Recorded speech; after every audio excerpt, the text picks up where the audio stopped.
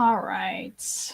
I think I'm just going to jump into watching some of. I think I'm just going to pull up the video because I honestly did not get a chance to watch all of this because I was shooting pool tonight. So I want to pull it up and go through it and give you some of my thoughts and perspectives on this.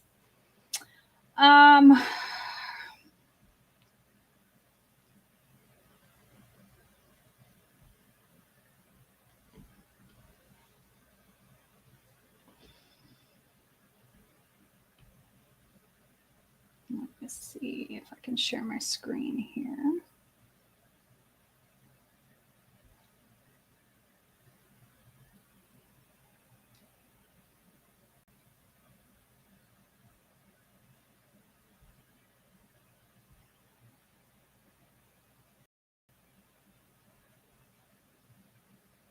All right.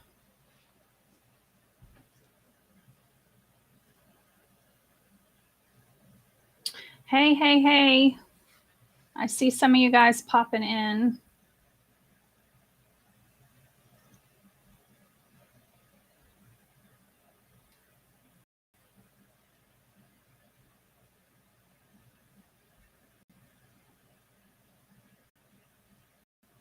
All right, there we go. There we go. Now I've got this up.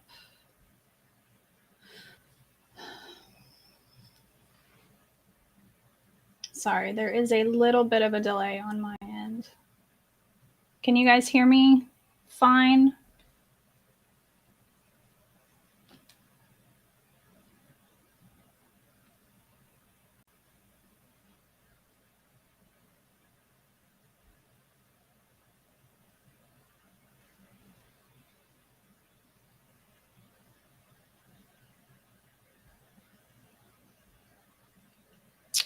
I don't hear any sound though.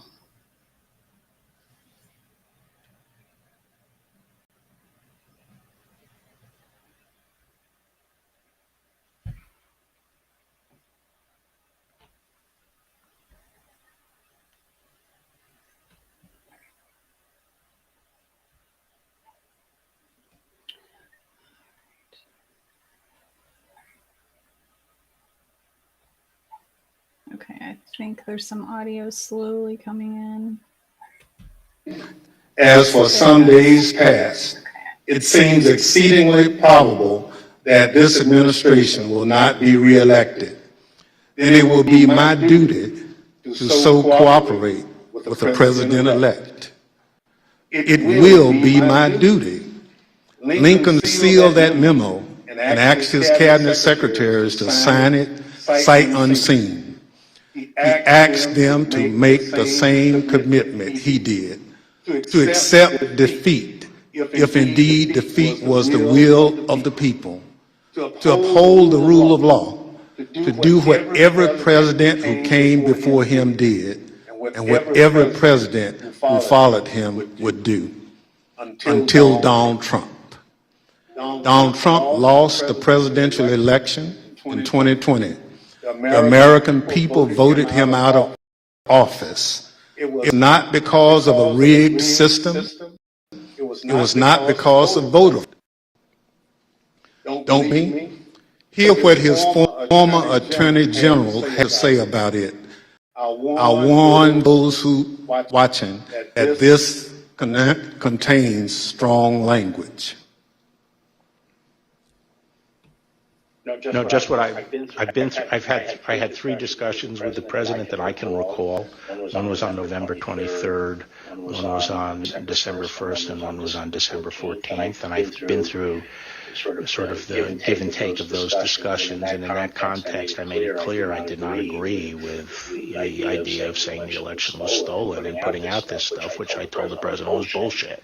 And I didn't want to be a part of it, and that's one of the reasons that went into me deciding to leave when I did. I observed, I think it was on December 1st, how can we can't live in a world where the incumbent administration stays in power based on its view unsupported by specific evidence that there was fraud in the election.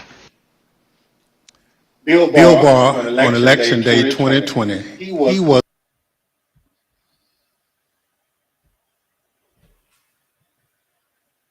All right, so let's start with that. What was everybody's thoughts when they were watching that first part, seeing Bill Barr come out and say basically there was no fraud?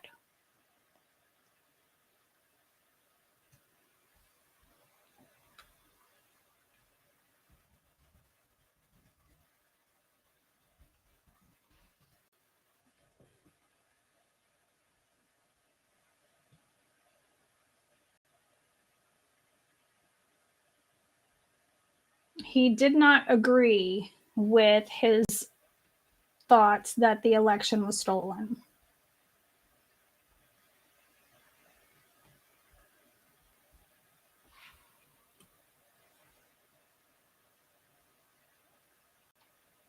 He basically told the then president the idea of a stolen election was, quote, bullshit. Bullshit.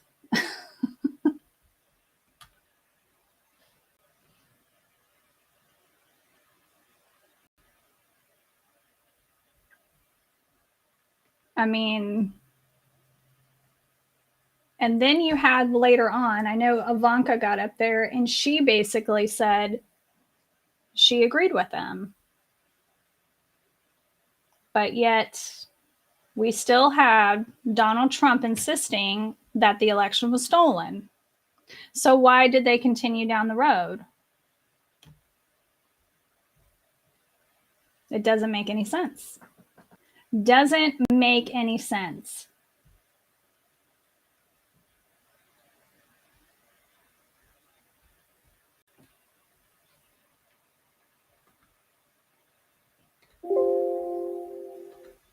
Was the Attorney General of the United States, the top law enforcement official in the country, telling the president exactly what he thought about claims of a stolen election. Donald Trump had his days in court to challenge the results. He was within his rights to seek those judgments.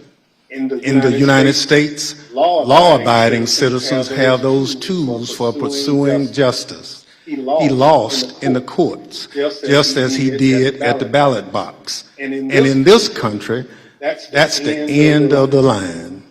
But for Donald Trump, that was only the beginning of what became a sprawling, multi-step conspiracy aimed at overturning the presidential election, aimed at throwing out the votes of millions of Americans, your votes, your voice in our democracy, and replacing the will of the American people with his will to remain in power after his term ended. Donald Trump was at the center of this conspiracy, and ultimately, Donald Trump, the President of the United States, spurred a mob of domestic enemies of the Constitution to march down the Capitol and subvert American democracy.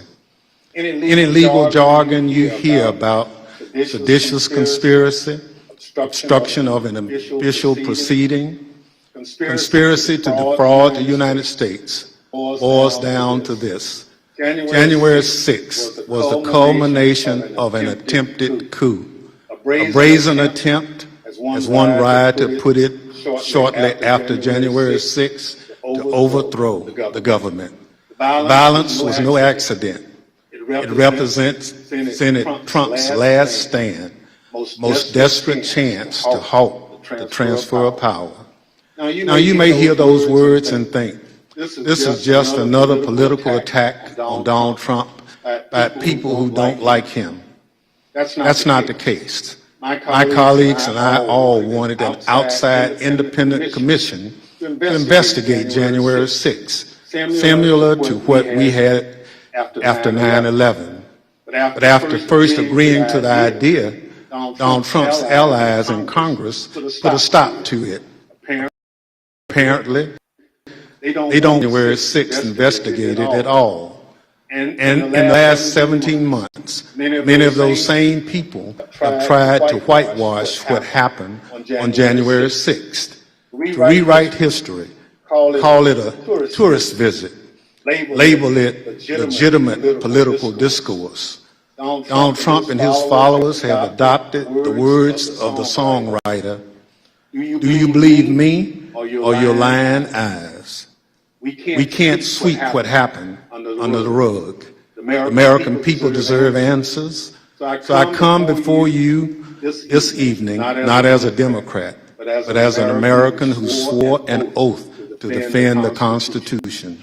The Constitution doesn't protect just Democrats or just Republicans. It protects all of us, we the people. And this scheme was an attempt to undermine the will of the people. So tonight, and over the next few weeks, we're going to remind you of the reality of what happened that day. But our work must do much more than just look backwards. The cause of our democracy remains in danger. The conspiracy to thwart the will of the people is not over. There are those in this audience who thirst for power but have no love or respect for what makes America great. Devotion to the Constitution, allegiance to the rule of law, our shared journey to build a more perfect union. January 6th and the lies that led to insurrection have put 2.5 centuries of constitutional democracy at risk. The world is watching what we do here. America has long been expected to be a shining city on the hill, a beacon of hope and freedom, a model for others when we are at our best. How can we play that role when our house is in such disorder? We must confront the truth with candor, resolve, and determination. We need to show that we are worthy of the gifts that are the birthright of every American. That begins here, and it begins now, with a true accounting of what happened and what led to the attack on our Constitution and our democracy. In this moment, when the dangers of our Constitution and our democracy loom large, nothing could be more important. Working alongside the public servants on this dais has been one of the greatest honors at time in Congress.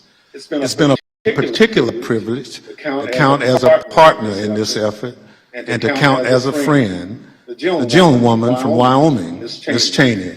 She's a patriot, a public servant of profound courage, of devotion to her oath and the Constitution. It's my pleasure to recognize Ms. Cheney for her opening statement. Thank you very much, Mr. Chairman, and let me echo those words about the importance of bipartisanship and what a tremendous honor it is to work on this committee. Mr. Chairman, at 6:01 p.m. on January 6th, after he spent hours watching a violent mob besiege, attack, and invade our Capitol, Donald Trump tweeted, but he did not condemn the attack. Instead, he justified it. These are the things and events that happen, he said, when a sacred landslide election victory is so unceremoniously and viciously stripped away from great patriots who've been badly and unfairly treated for so long. As you will see in the hearings to come, President Trump believed his supporters at the Capitol, and I quote, "We're doing what they should be doing."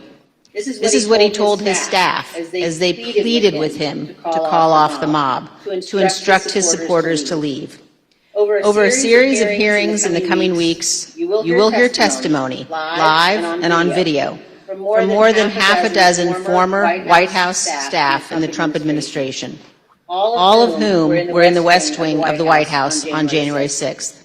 You will hear testimony that, quote, "The president did not really want to put anything out, calling off the riot or asking his supporters to leave." You will hear that President Trump was yelling and, quote, "really angry at advisors who told him he needed to be doing something more." and aware of the rioters' chance to hang Mike Pence, the President responded with this sentiment, quote, maybe our supporters have the right idea. Mike Pence, quote, deserves it.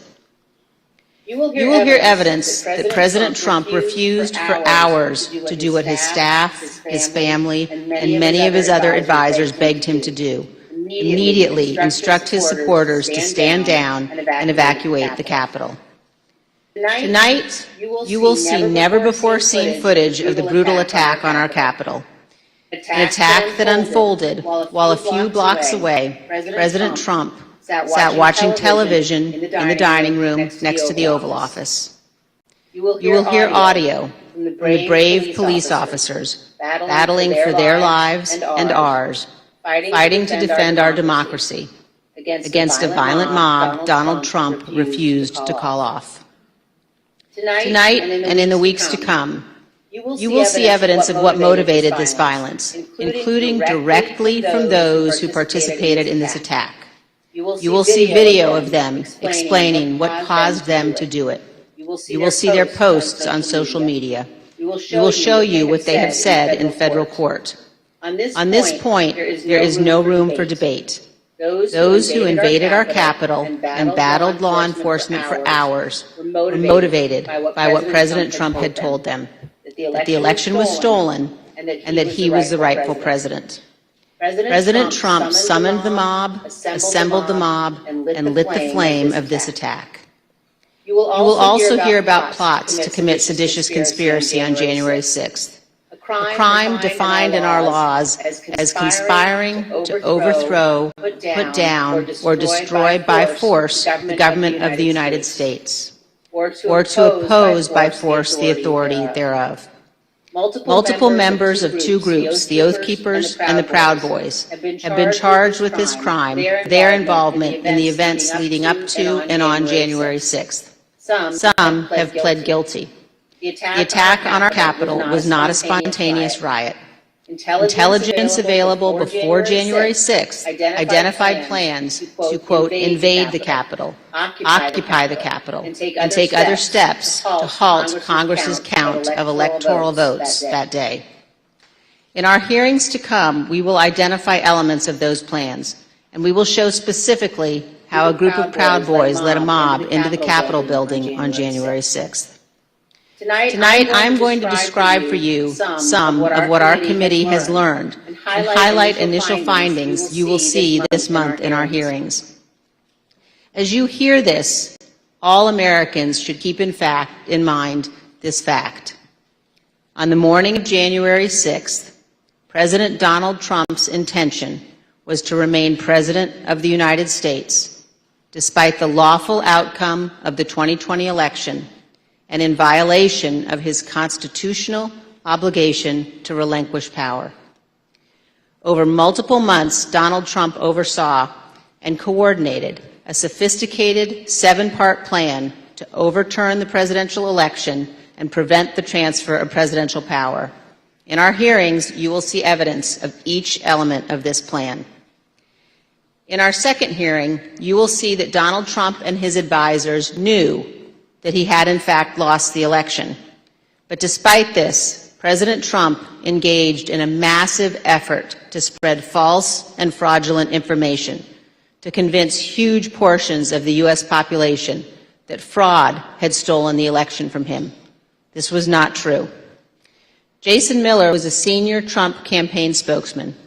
In this clip, Miller describes a call between the Trump campaign's internal data expert and President Trump a few days after the 2020 election.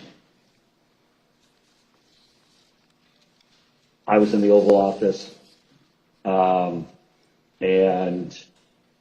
at some point in the conversation, Matt Oskowski, who is the lead data person, was brought on, and I remember he delivered to the president pretty blunt terms that he was going to lose. And that was based, Mr. Miller, on Matt and the data team's assessment of the sort of county by county, state by state results as reported? Correct. Alex Cannon was one of President Trump's campaign lawyers. He previously worked for the Trump Organization. One of his responsibilities was to assess allegations of election fraud in November 2020. Here is one sample of his testimony discussing what he told White House Chief of Staff Mark Meadows. I remember a call with Mr. Meadows, where Mr. Meadows was asking me what I was finding and if I was finding anything. And I remember sharing with him that we weren't finding anything that would be sufficient to change the results in any of the key states. When was that conversation? Probably in November, mid to late November. I think it was before my child was born. And what was Mr. Meadows' reaction to that information? I believe the words he used were, "So there's no there there." There's no there. The Trump campaign.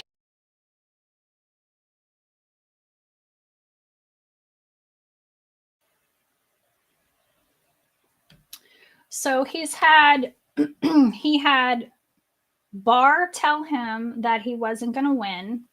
He's had Jason Miller just testified that he was told in pretty blunt terms that he was going to lose. That right there is mens rea. That is criminal intent. That has, that's established it right there. And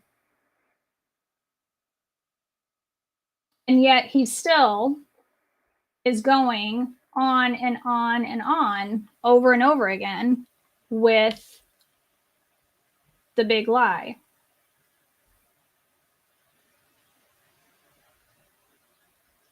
Interesting. Campaign's general counsel, Matt Morgan, gave similar testimony.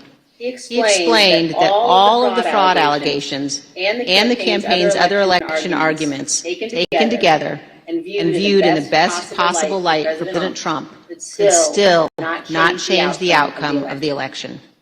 President Trump's Attorney General Bill Barr also told Donald Trump his election claims were wrong. Repeatedly told the president in no uncertain terms that I did not see evidence of fraud, and that would have affected the outcome of the election. And frankly, a year and a half later, I haven't seen anything to change my mind on that. Attorney General Barr also told President Trump that his allegations about Dominion voting machines were groundless. I saw absolutely zero basis for the allegations, but they were made in such a sensational way that they obviously were influencing a lot of people, members of the public, that there was this systemic corruption in the system and that their votes didn't count and that these machines controlled by somebody else were actually determining it, which was complete nonsense. And it was being laid out there, and I told them that it was crazy stuff, and they were wasting their time on that. And it was doing a grave disservice to the country. But President Trump persisted, repeating the false Dominion allegations in public at least a dozen more times, even after his Attorney General told him they were, quote, complete nonsense. And after Barr's resignation on December 23rd, the acting Attorney General who replaced him, Jeff Rosen, and the acting deputy, Richard Donahue, told President Trump over and over again that the evidence did not support allegations he was making in public. Many of President Trump's White House staff also recognized that the evidence did not support the claims President Trump was making. This is the president's daughter commenting on Bill Barr's statement that the department found no fraud sufficient to overturn the election. How did that affect your perspective about the election when Attorney General Barr made that statement? It affected my perspective. I respect Attorney General Barr. So I accepted what he was saying.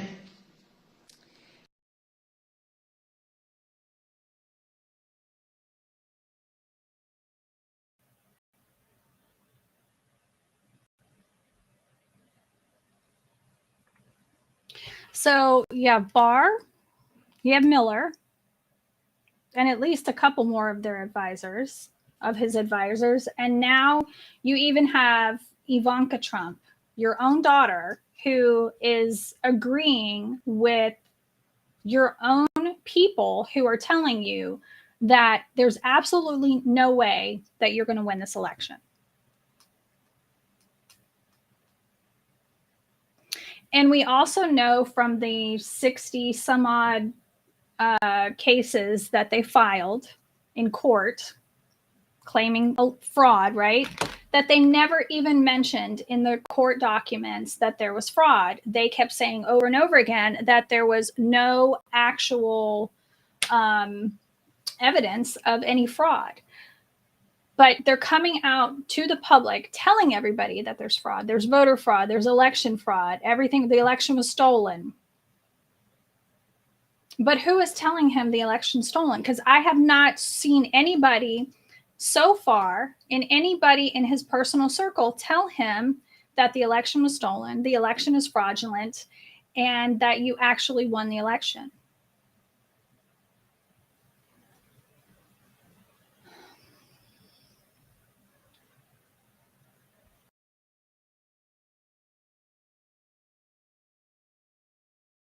As you will hear on Monday, the president had every right to litigate his campaign claims, but he ultimately lost more than 60 cases in state and federal courts. The president's claims in the election cases were so frivolous and unsupported that the president's lead lawyer, Rudy Giuliani, not only lost the lawsuits, his license to practice law was suspended. Here's what the court said of Mr. Giuliani. Giuliani communicated demonstrably false and misleading statements to courts, lawmakers, and the public at large in his capacity as lawyer for former President Donald J. Trump and the Trump campaign in connection with Trump's failed effort at re-election in 2020. As you will see in great detail in our hearings,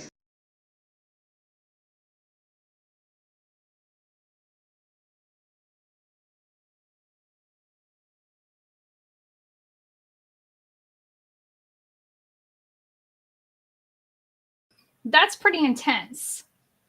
Communicated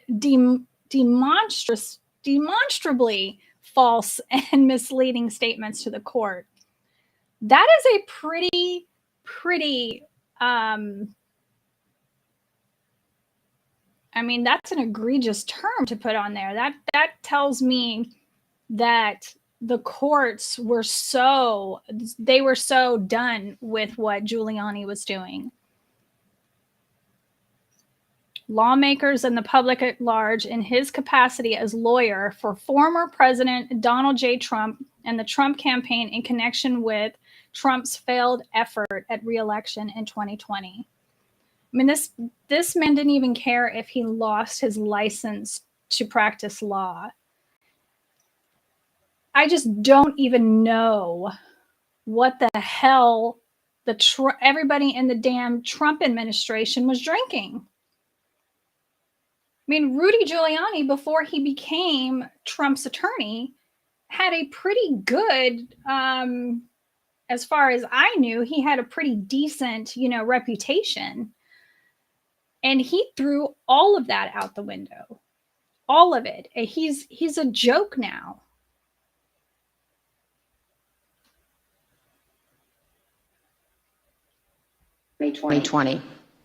As you will see in great detail in our hearings, President Trump ignored the rulings of our nation's courts. He ignored his own campaign leadership, his White House staff, many Republican state officials. He ignored the Department of Justice and the Department of Homeland Security. President Trump invested millions of dollars of campaign funds purposely spreading false information, running ads he knew were false, and convincing millions of Americans that the election was corrupt and that he was the true president. As you will see, this misinformation campaign provoked the violence on January 6th. In our third hearing, you will see that President Trump corruptly planned to replace the Attorney General of the United States, so the U.S. Justice Department would spread his false stolen election claims. In the days before January 6th, President Trump told his top Justice Department officials, quote, "Just say the election was corrupt and leave the rest to me and the Republican congressman." Senior Justice Department officials, men he had appointed, told him they could not do that because it was not true. So President Trump decided to replace them. He offered Jeff Clark, an environmental lawyer at the Justice Department, the job of acting Attorney General. President Trump wanted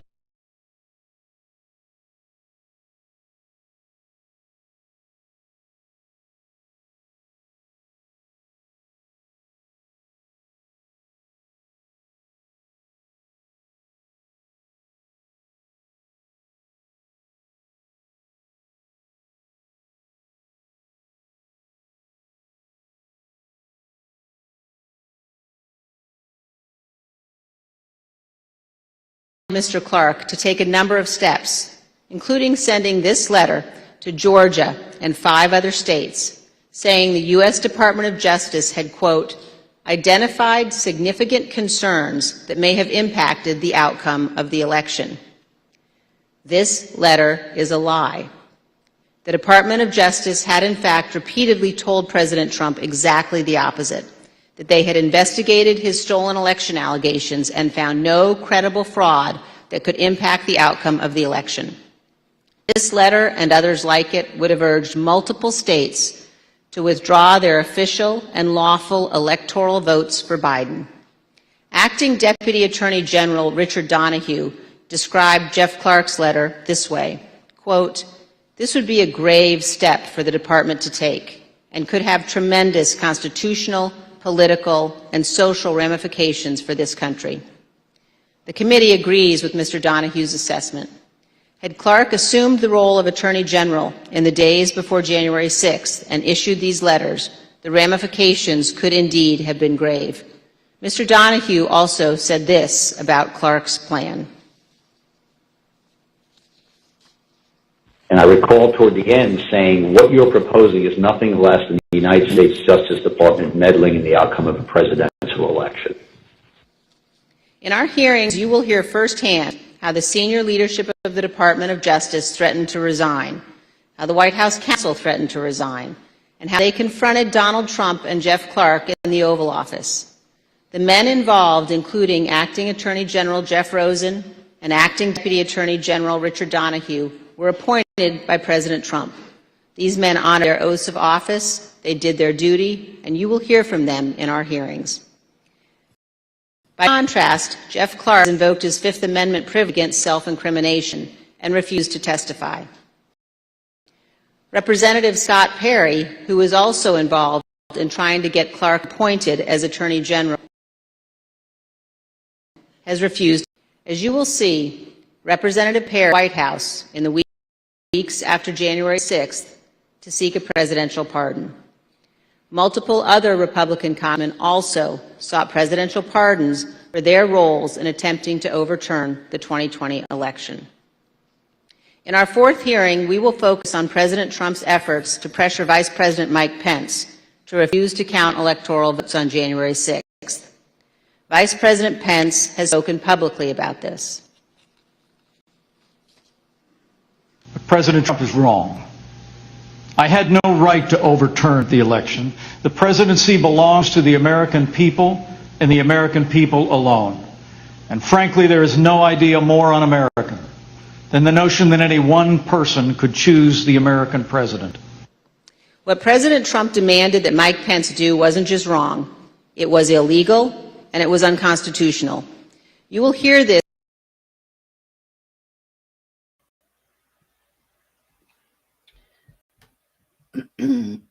So we have Pence now, who has come out and said, no, he's not going along with it. Why was everybody else on board except for Pence? Because, Trump is not going to pick people to work under him unless they're going to be just as dirty and grimy as he is, right? So Pence is his right-hand man, and Pence is not going along with him to overthrow the election. That is interesting. And if anything, I would have expected Pence to be the first one to jump on that box. Because it's not like this was the only, dirty thing that Donald Trump did. He had to have seen all of the bullshit that Trump did while he was president, and he was okay with it then. Why was this his line, I wonder? I don't know. Maybe we will never know.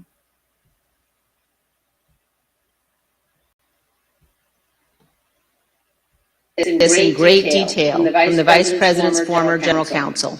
Witnesses in these hearings will explain how the former Vice President and his staff informed President Trump over and over again that what he was pressuring Mike Pence to do was illegal.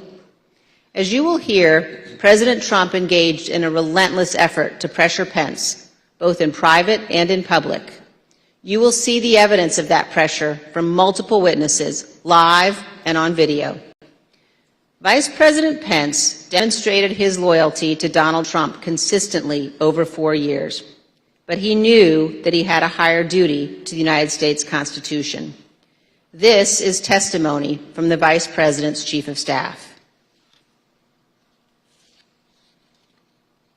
So I think the Vice President was proud of his 4 years of service, and he felt like much had been accomplished in those 4 years. And I think he was proud to have stood beside the President for all that had been done. But I think he ultimately knew that his fidelity to the Constitution was his first and foremost oath. And that's what he articulated publicly, and I think that that's what he felt.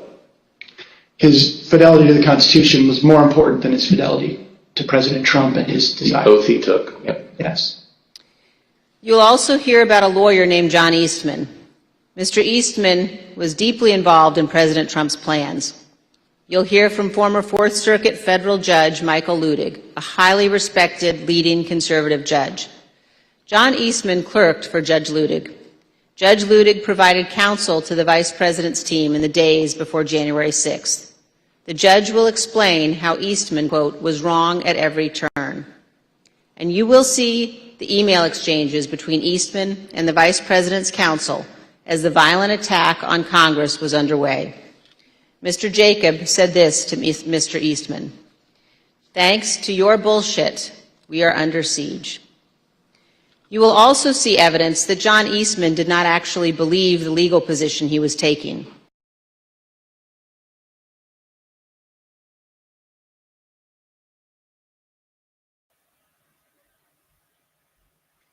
Hold on. I have to go back to that.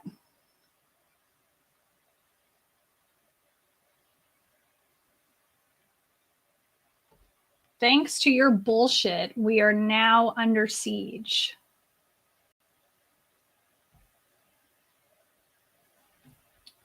That is quite an interesting thing.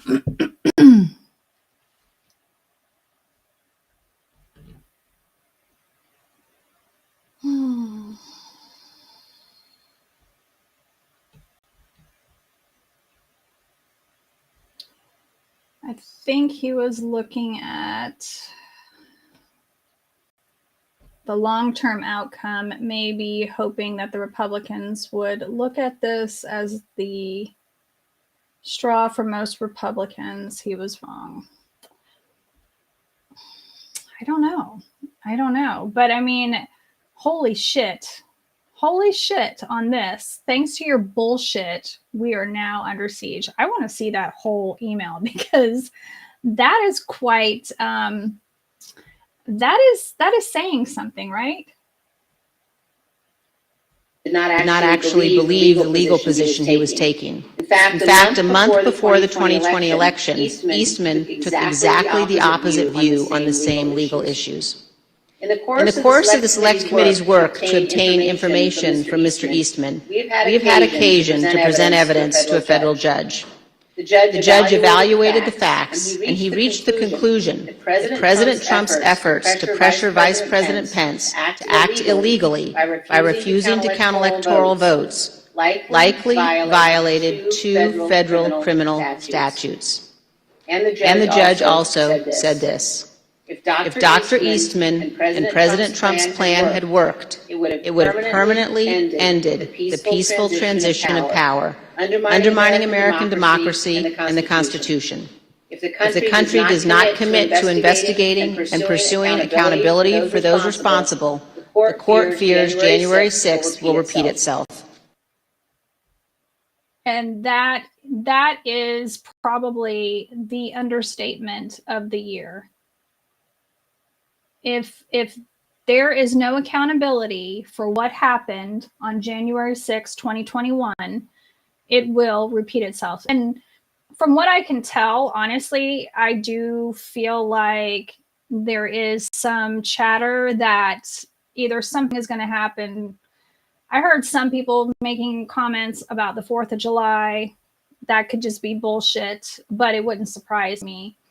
But I have no doubt that they are definitely trying actively to get people in local elections that will have no problem, rigging the election for the next go around. And we have to be very vigilant on this.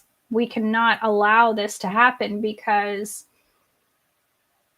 not only would another January 6th be inevitable, if Trump does get back in office, or he gets enough of his cronies in office, democracy will fall. That is just a done deal. It's just done. Believe that.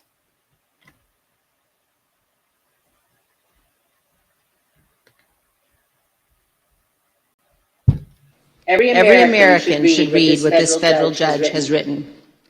The same judge, Judge Carter, issued another decision on Tuesday night, just this week, indicating that John Eastman and other Trump lawyers knew that their legal arguments had no real chance of success in court, but they relied on those arguments anyway to try to, quote, overturn a Democratic election.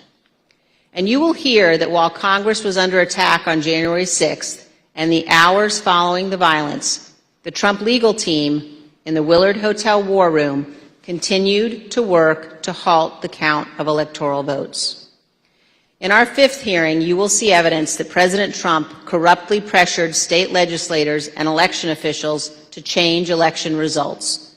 You will hear additional details about President Trump's call to Georgia officials, urging them to, quote, find 11,780 votes, votes that did not exist, and his efforts to get states to rescind certified electoral slates without factual basis and contrary to law. You will hear new details about the Trump campaign and other Trump associates' efforts to instruct Republican officials in multiple states to create intentionally false electoral slates and transmit those slates to Congress, to the Vice President, and the National Archives, falsely certifying that Trump won states he actually lost. In our final 2 June hearings, you will hear how President Trump summoned a violent mob and directed them illegally to march on the United States Capitol. While the violence was underway, President Trump failed to take immediate action to stop the violence and instruct his supporters to leave the Capitol. As we present these initial findings, keep 2 points in mind. First, our investigation is still ongoing, so what we make public here will not be the complete set of information we will ultimately disclose. And second, the Department of Justice is currently working with cooperating witnesses and has disclosed to date only some of the information it has identified from encrypted communications and other sources. On December 18, 2020, a group including General Michael Flynn, Sidney Powell, Rudy Giuliani, and others visited the White House. They stayed late into the evening. We know that the group discussed a number of dramatic steps, including having the military seize voting machines and potentially rerun elections. You will also hear that President Trump met with that group alone for a period of time, before White House lawyers and other staff discovered the group was there and rushed to intervene. A little more than an hour after Ms. Powell, Mr. Giuliani, General Flynn, and the others finally left the White House, President Trump sent the tweet on the screen now, telling people to come to Washington on January 6th. Be there, he instructed them. Will be what?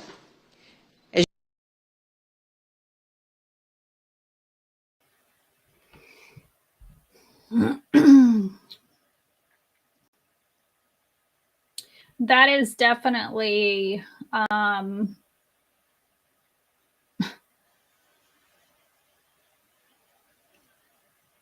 is definitely grounds for some kind of criminal act right there. I don't even know what charges you could give this man, but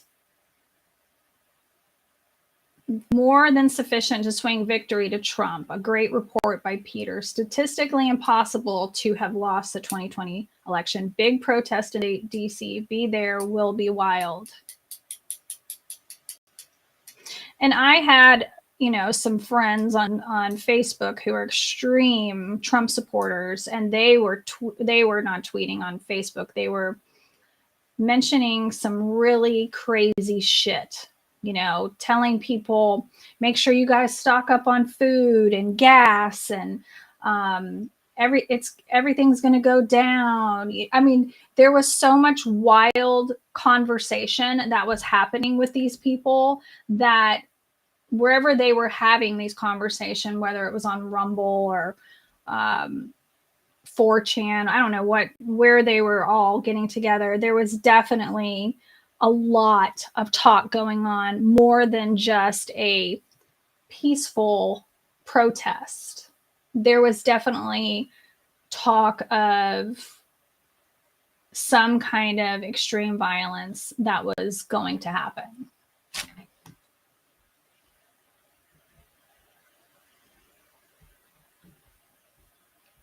As you will see, this was a pivotal moment. This tweet initiated a chain of events. The tweet led to the planning for what occurred on January 6th, including by the Proud Boys, who ultimately led the invasion of the Capitol and the violence on that day. The indictment of a group of Proud Boys alleges that they planned, quote, to oppose by force the authority of the government of the United States. And according to the Department of Justice, on January 6, 2021, the defendants directed, mobilized, and led members of the crowd onto the Capitol grounds and into the Capitol, leading to the dismantling of metal barricades, the destruction of property, the breaching of the Capitol building, and the assaults on law enforcement. Although certain former Trump officials have argued that they did not anticipate violence on January 6th, the evidence suggests otherwise. As you will see in our hearings, the White House was receiving specific reports in the days leading up to January 6th, including during President Trump's Ellipse rally, indicating that elements in the crowd were preparing for violence at the Capitol. And on the evening of January 5th, the president's close advisor, Steve Bannon, said this on his podcast. All hell is going to break loose tomorrow. Just understand this. All hell is going to break loose tomorrow. As part of our investigation, we will present information about what the White House and other intelligence agencies knew and why the Capitol was not better prepared.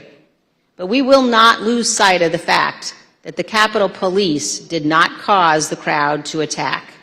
And we will not blame the violence that day, violence provoked by Donald Trump, on the officers who bravely defended all of us. In our final hearing, you will hear a moment-by-moment account of the hours-long attack from more than half a dozen White House staff, both live in the hearing room and via videotaped testimony. There's no doubt that President Trump was well aware of the violence as it developed.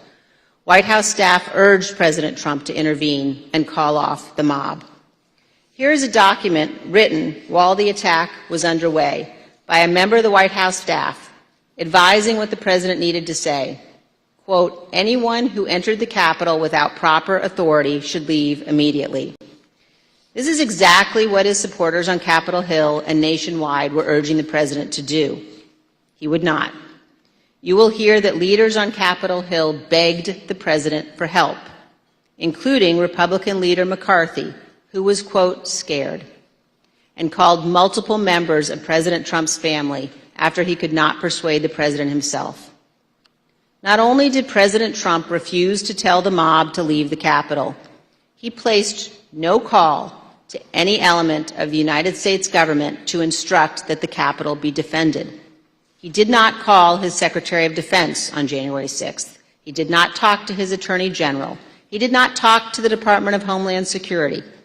President Trump gave no order to deploy the National Guard that day, and he made no effort to work with the Department of Justice to coordinate and deploy law enforcement assets. But Vice President Pence did each of those things. For example, here is what General Milley, the chairman of the Joint Chiefs of Staff, testified to this committee. There were 2 or 3 calls with Vice President Pence. He was very animated, and he issued very explicit, very direct, unambiguous orders. There was no question about that. And he was, and I can get you the exact quotes, I guess, from some of our records somewhere. But he was very animated, very direct, very firm, and to Secretary Miller. Get the military down here, get the Guard down here, put down this situation, etc. By contrast, here is General Milley's description of his conversation with President Trump's Chief of Staff, Mark Meadows, on January 6th. He said, we have to kill the narrative that the Vice President is making all the decisions. We need to establish the narrative that that the president is still in charge and that things are steady or stable or what's that thing. I immediately interpret that as politics, politics, politics. Red flag for me personally, no action, but I remember it distinctly. And you will hear from witnesses how the day played out.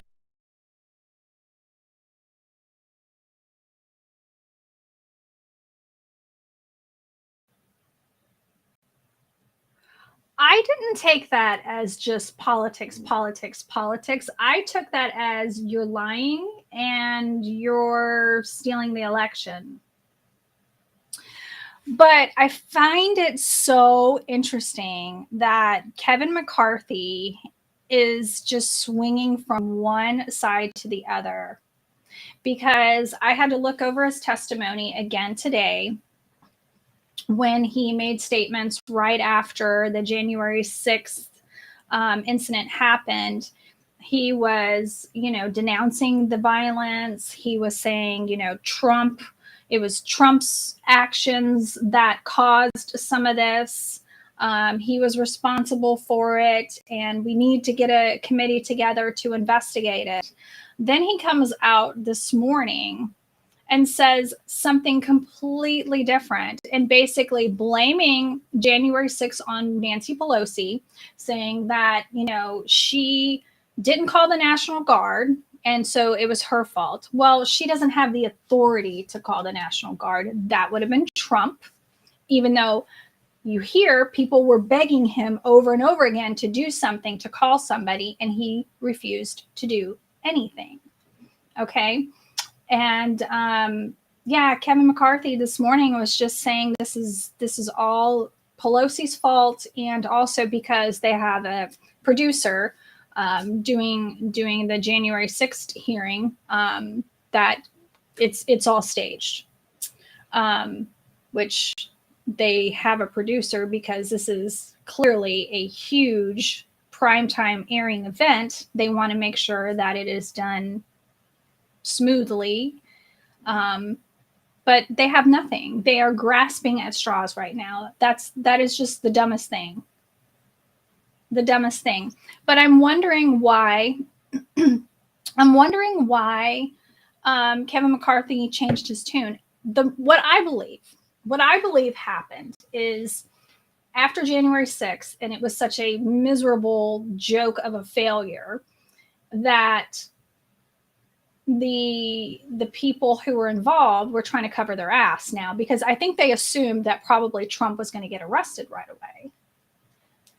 And when that didn't happen, and the country didn't turn on Trump, and people are still going along with the lie, and now we're starting to see more grassroots QAnon people who are trying to get into politics, right? I think they're realizing, oh, wait a minute. I don't have to say that this was a bad thing. I can continue to go along with it because that's my get out of jail free card, right?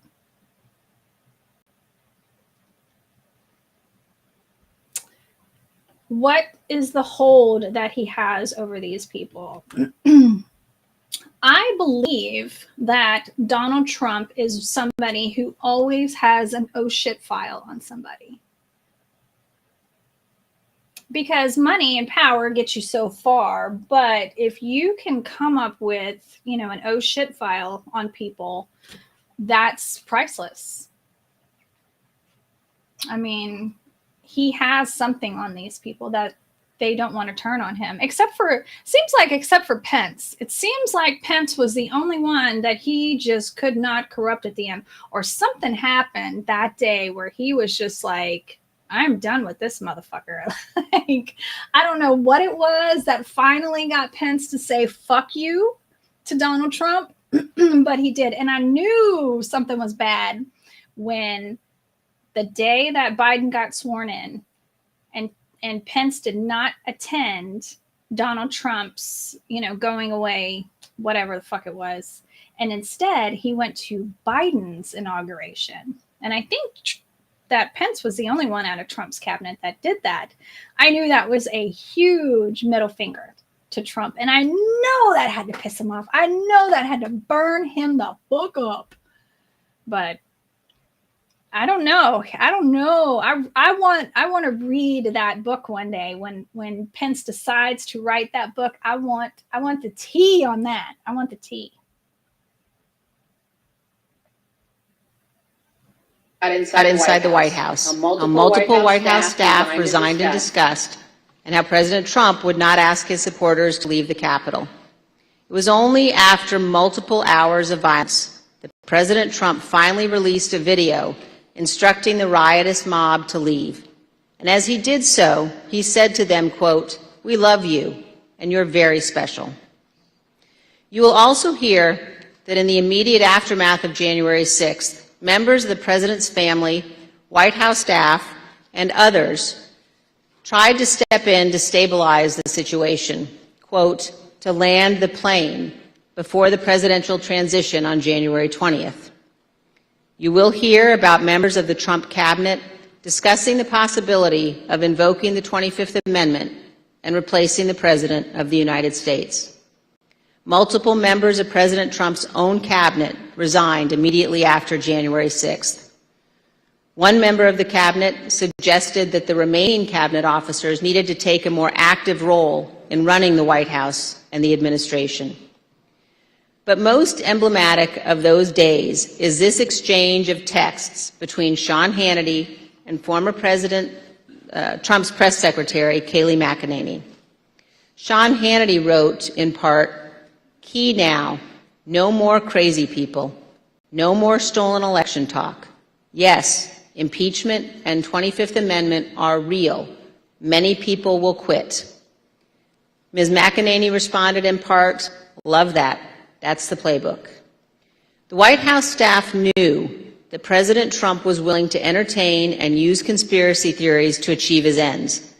They knew the president needed to be cut off from all of those who had encouraged him.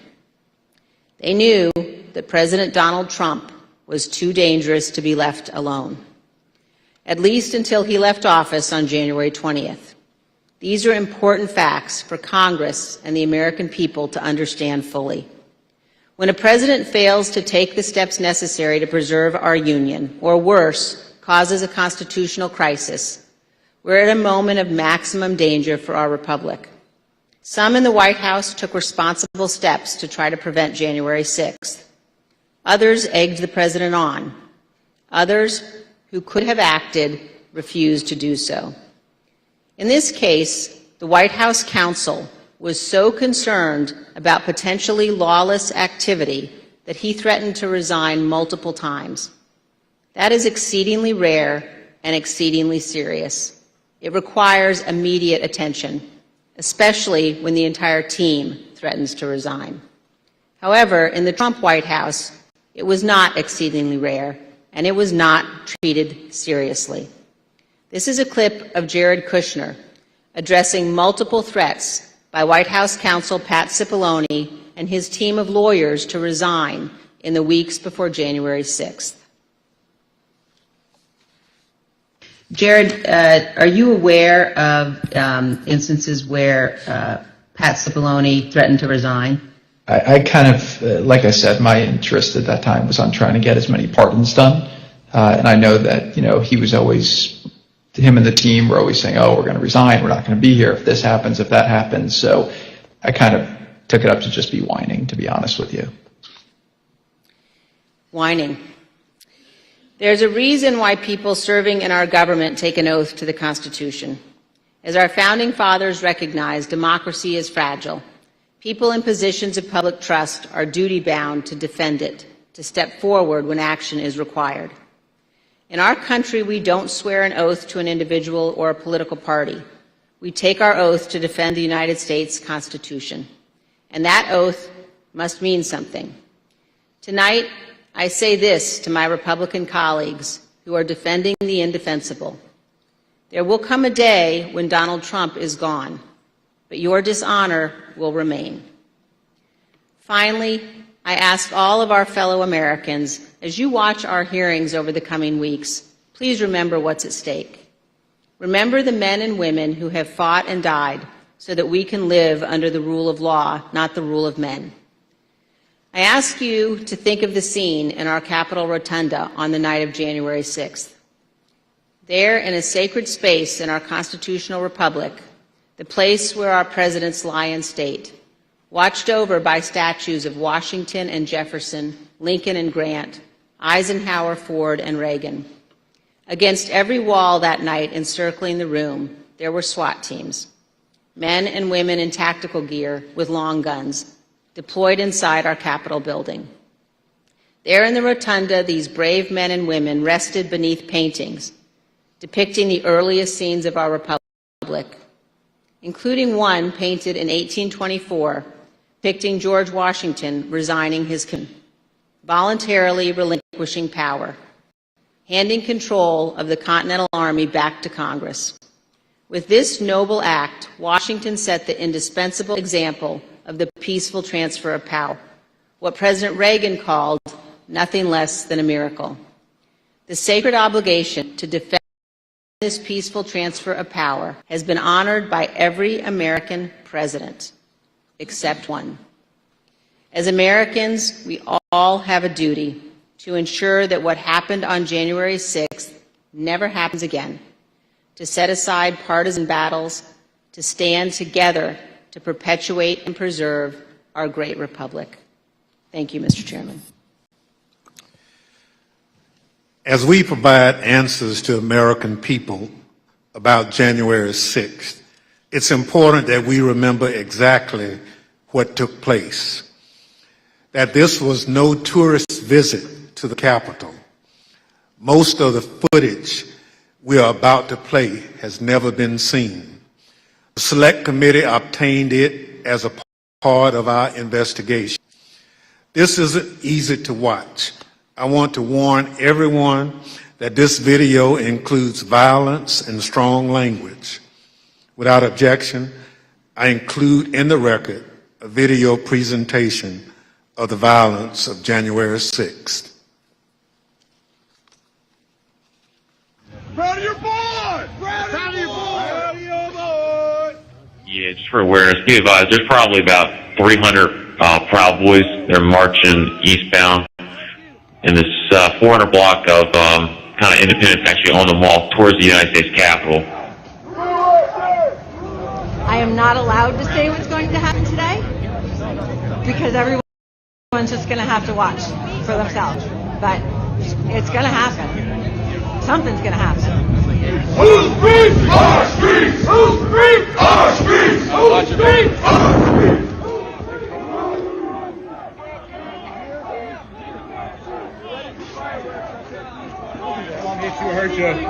We are on your side. Don't make us go against you.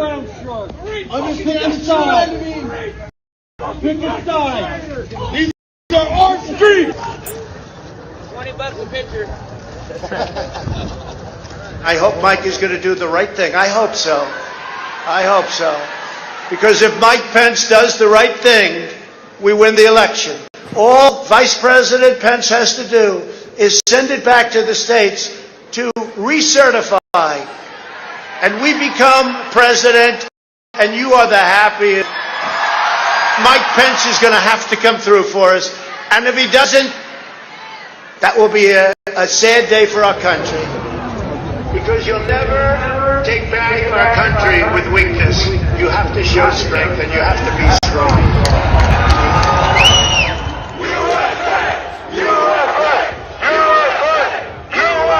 Cruiser 50, it does look like we're going to have an ad hoc march stepping off here.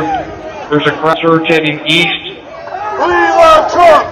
We love Trump! We love Trump! We love Trump! We love Trump! We love Trump! We love Trump! Mike Pence, I hope you're going to stand up for the good of our Constitution and for the good of our country. And if you're not, I'm going to be very disappointed in you. I will tell you right now.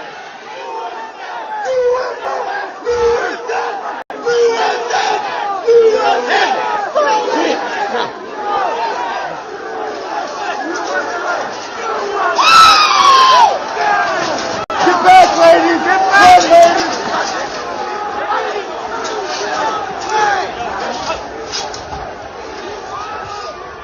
Priority. We demand protest. East Circle, breach the line. We need backup.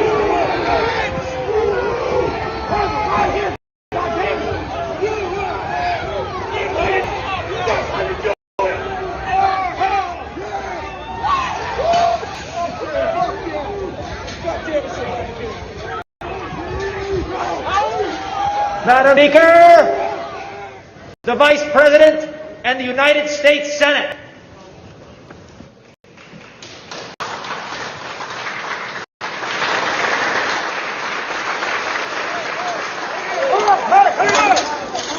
We're going to give riot warnings as soon as the outlet is here. We're going to give riot warnings. We're going to try to get compliance, but this is now effectively a riot. 49 hours declaring it a riot. 5 to 50 be advised, Capitol Police warn advised they're trying to breach and get into the Capitol. Yeah, copy.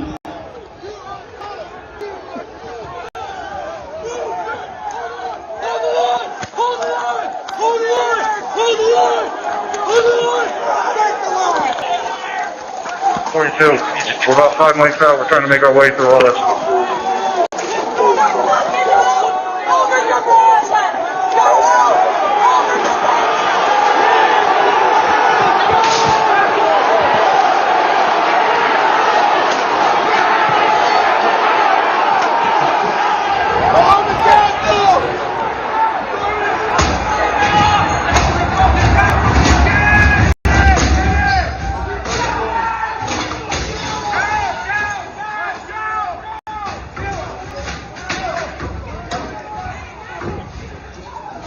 We have a breach of the Capitol!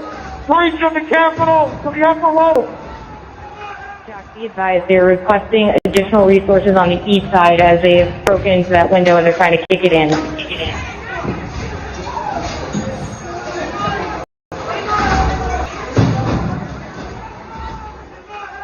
Without objection, the chair declares the House in recess pursuant to Clause 12B of Rule 1. Mike Pence didn't have the courage to do what should have been done to protect our country and our Constitution, giving states a chance to certify a corrected set of facts, not the fraud or inaccurate ones which they were asked to previously certify. U.S. demands the truth. Bring out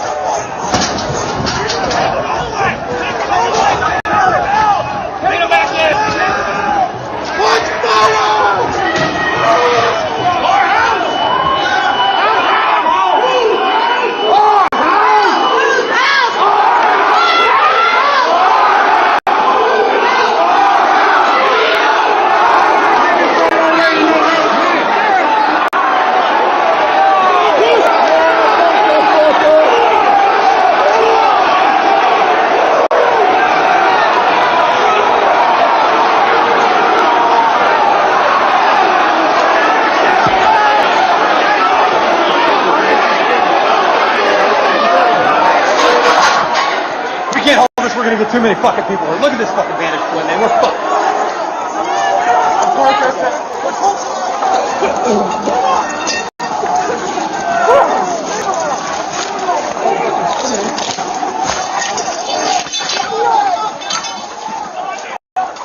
We need an area for the housing members. They're all walking over now through the tunnels.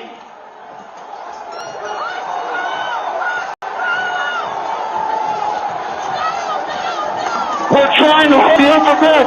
We're trying to hold the upper deck now. We need to hold the doors of the Capitol.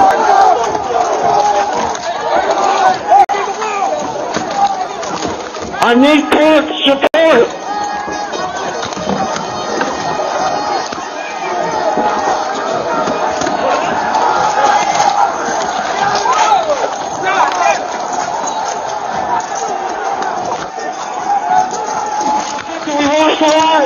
We lost the line. LAPD, pull back. LAPD, pull back up to the upper deck. LAPD, pull back to the upper deck. ASAP.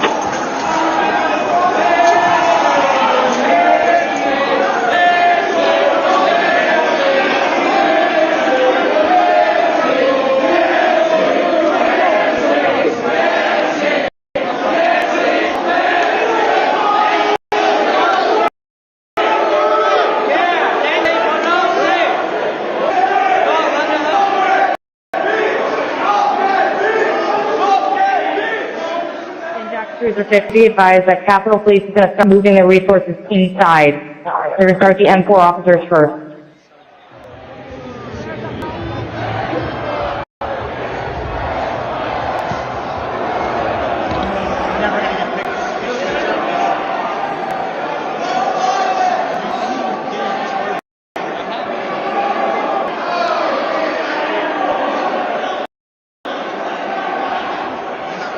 Okay, H208 with 4 members. The first barricade. There's people flooded the hallways outside. We have no way out.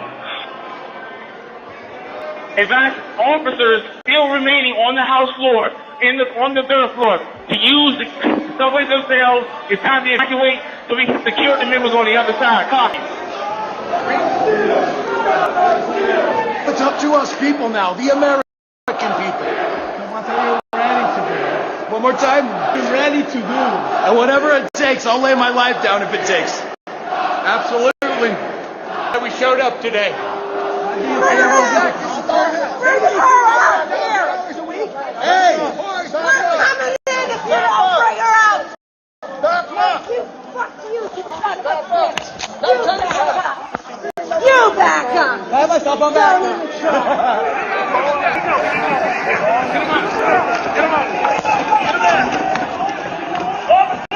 Get him up! Get him up! Hold up! Get him up!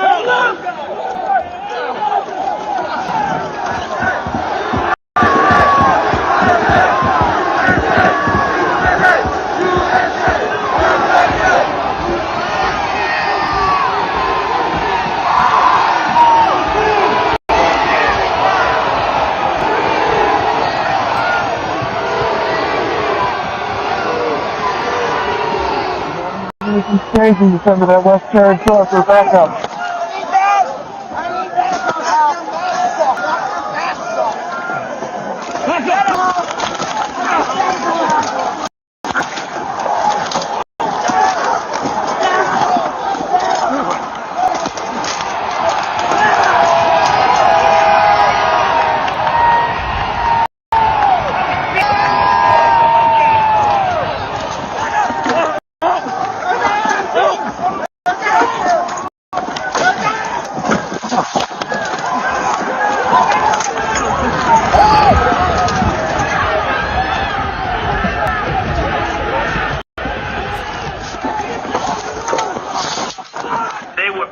People. These were great people.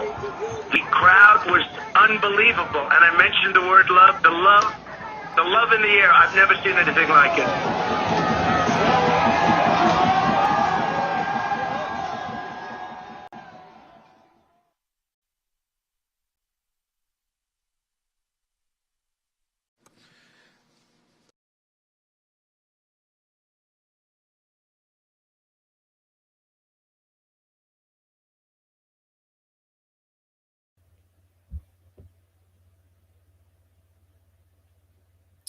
that's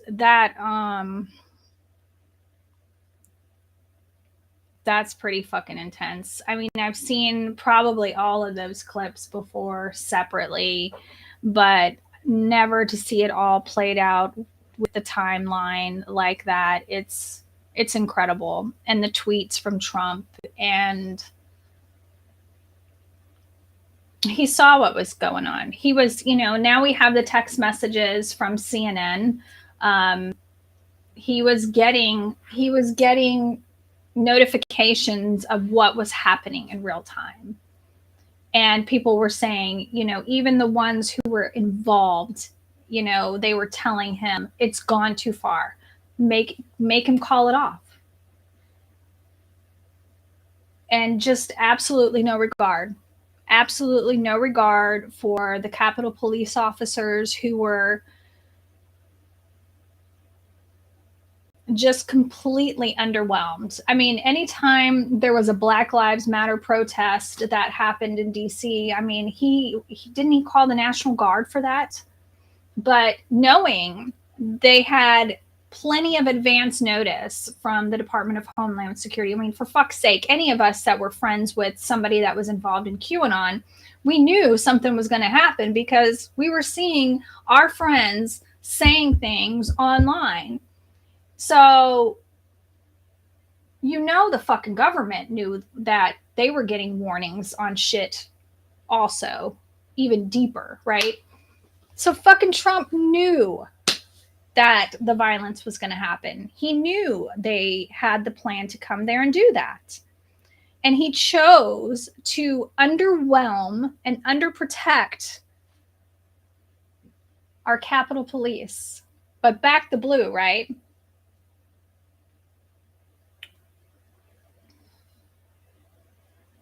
I mean, it makes me angry. It makes me sad. It makes me sick to my stomach every time I think about it, that this happened to our country.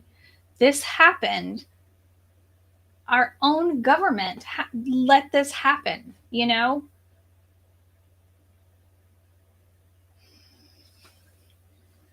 I mean, no matter how much I despised Trump when he was in office, no matter how much I hated this man, I never, ever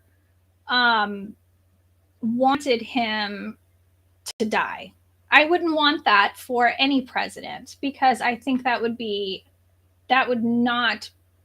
put our country in such a bad time. I wasn't even alive when JFK was shot. But I know that put the country into a horrible, depression. Like, nobody wants their president to die. You just don't. And to think that he had no disregard if his vice president was going to die, that these Capitol Police officers were getting harmed and murdered, he didn't care. Absolutely no concern. But we saw that he had no concern when fucking COVID happened. So why am I shocked? I don't know. I think I'm disgusted and disappointed that nobody else sees it.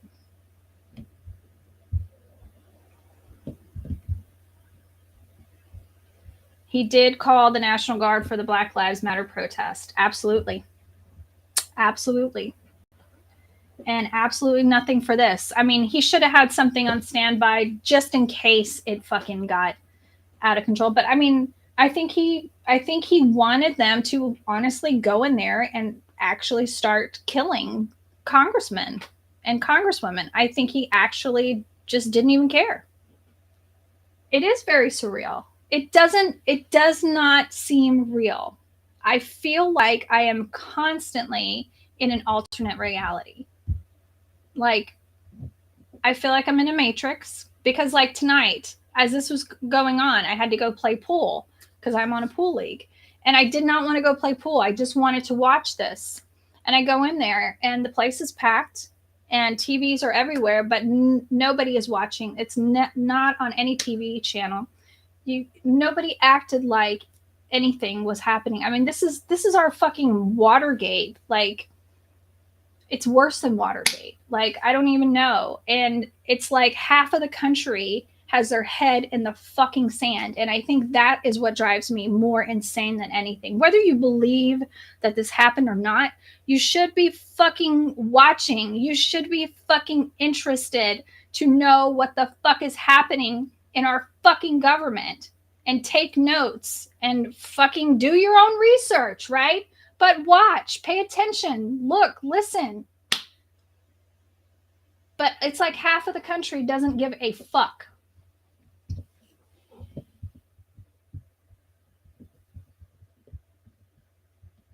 Pursuant to the order of the committee of tonight, the chair declares the committee in recess for a period of approximately 10 minutes.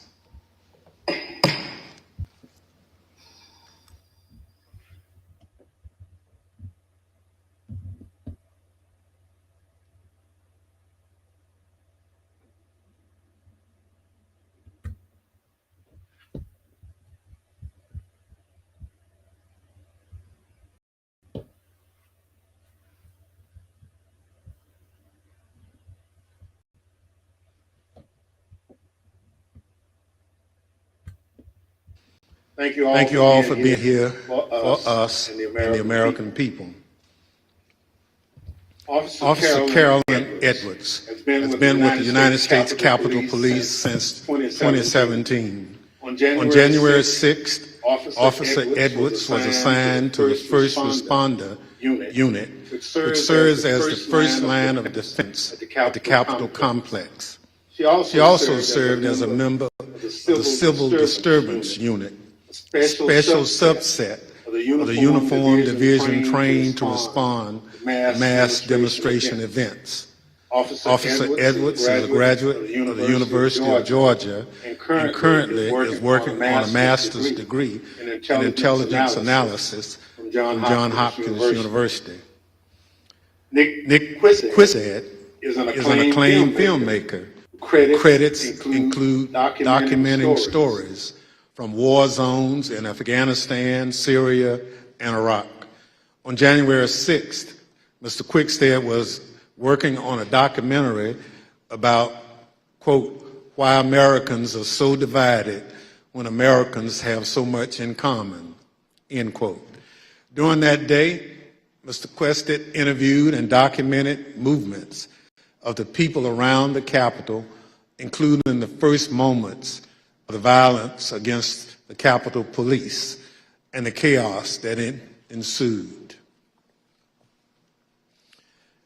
I will now swear in our witnesses. The witnesses will please stand and raise your right hand.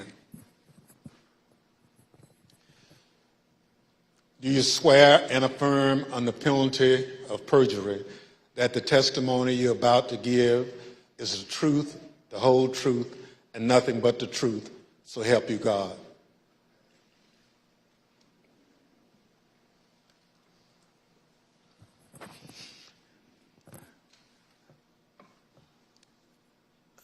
Let the record reflect the witnesses answered in the affirmative. Without objection, the witness's statement will be included in the record. Pursuant to Section 5C8 of House Resolution 503, I recognize myself for questioning. As you saw just a few minutes ago, the Proud Boys instigated the first breach of Capitol just before 1 o'clock p.m., where rioters pushed over barricades near the Peace Circle at the foot of the Capitol. Our two witnesses tonight were both there at the time of that first breach. Officer Edwards was standing with other officers behind a line of bike racks that marked the perimeter of the Capitol grounds. She bravely tried to prevent an angry crowd from advancing on the Capitol. Unfortunately, she was overrun and knocked unconscious as the crowd advanced on the Capitol. Mr. Quickstead was a few yards away from Officer Edwards, taking footage of the Proud Boys as part of his work on a documentary film. Most of his footage has never been shown publicly before we shared it this evening. Officer Edwards, I'd like to start by asking if you could tell us why you believe it's important for you to share your story this evening with the committee and the American public. Please, your microphone. Well, thank you, Mr. Chairman. I really appreciate it, and thank you to the committee for having me here to testify. I was called a lot of things on January 6, 2021, and the days thereafter. I was called Nancy Pelosi's dog, called incompetent, called a hero, and a villain. I was called a traitor to my country, my oath, and my Constitution. In actuality, I was none of those things. I was an American, standing face to face with other Americans, asking myself how many times, many times, how we had gotten here. I had been called names before, but never had my patriotism or duty been called into question. I, who got up every day, no matter how early the hour or how late I got in the night before, to put on my uniform and to protect America's symbol of democracy. I, who spent countless hours in the baking sun and freezing snow to make sure that America's elected officials were able to do their job. I, whose literal blood, sweat, and tears were shed that day defending the building that I spent countless holidays and weekends working in. I am the proud granddaughter of a Marine that fought in the Battle of the Chosin Reservoir in the Korean War. I think of my papa often in these days, how he was so young and thrown into a battle he never saw coming, and answered the call at a great personal cost. How he lived the rest of his days with bullets and shrapnel in his legs, but never once complained about his sacrifice. I would like to think that he would be proud of me, proud of his granddaughter that stood her ground that day and continued fighting, even though she was wounded, dead many years ago. I am my grandfather's granddaughter, proud to put on a uniform and serve my country. They dared to question my honor. They dared to question my loyalty. And they dared to question my duty. I am a proud American, and I will gladly sacrifice everything to make sure that the America my grandfather defended is here for many years to come. Thank you. Officer Edwards, your story and your service is important, and I thank you for being here tonight.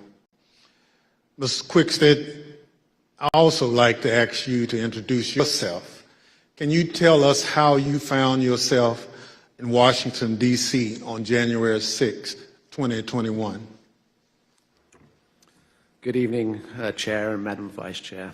Thank you for the introduction. As stated, in the winter of 2020, I was working on a documentary. As part of that documentary, I filmed several rallies in Washington, D.C. on December the 11th and December the 12th. And I learned there would be a rally on the Mall on January 6th. So my three colleagues and I came down to document the rally. According to the permit of the event, there was going to be a rally at the Ellipse. We arrived at the Mall and observed a large contingent of Proud Boys marching towards the Capitol. We filmed them, and almost immediately I was separated from my colleagues. I documented the crowd turn from protesters to rioters to insurrectionists. I was surprised at the size of the group, the anger and the profanity. And for anyone who didn't understand how violent that event was, I saw it, I documented it, and I experienced it.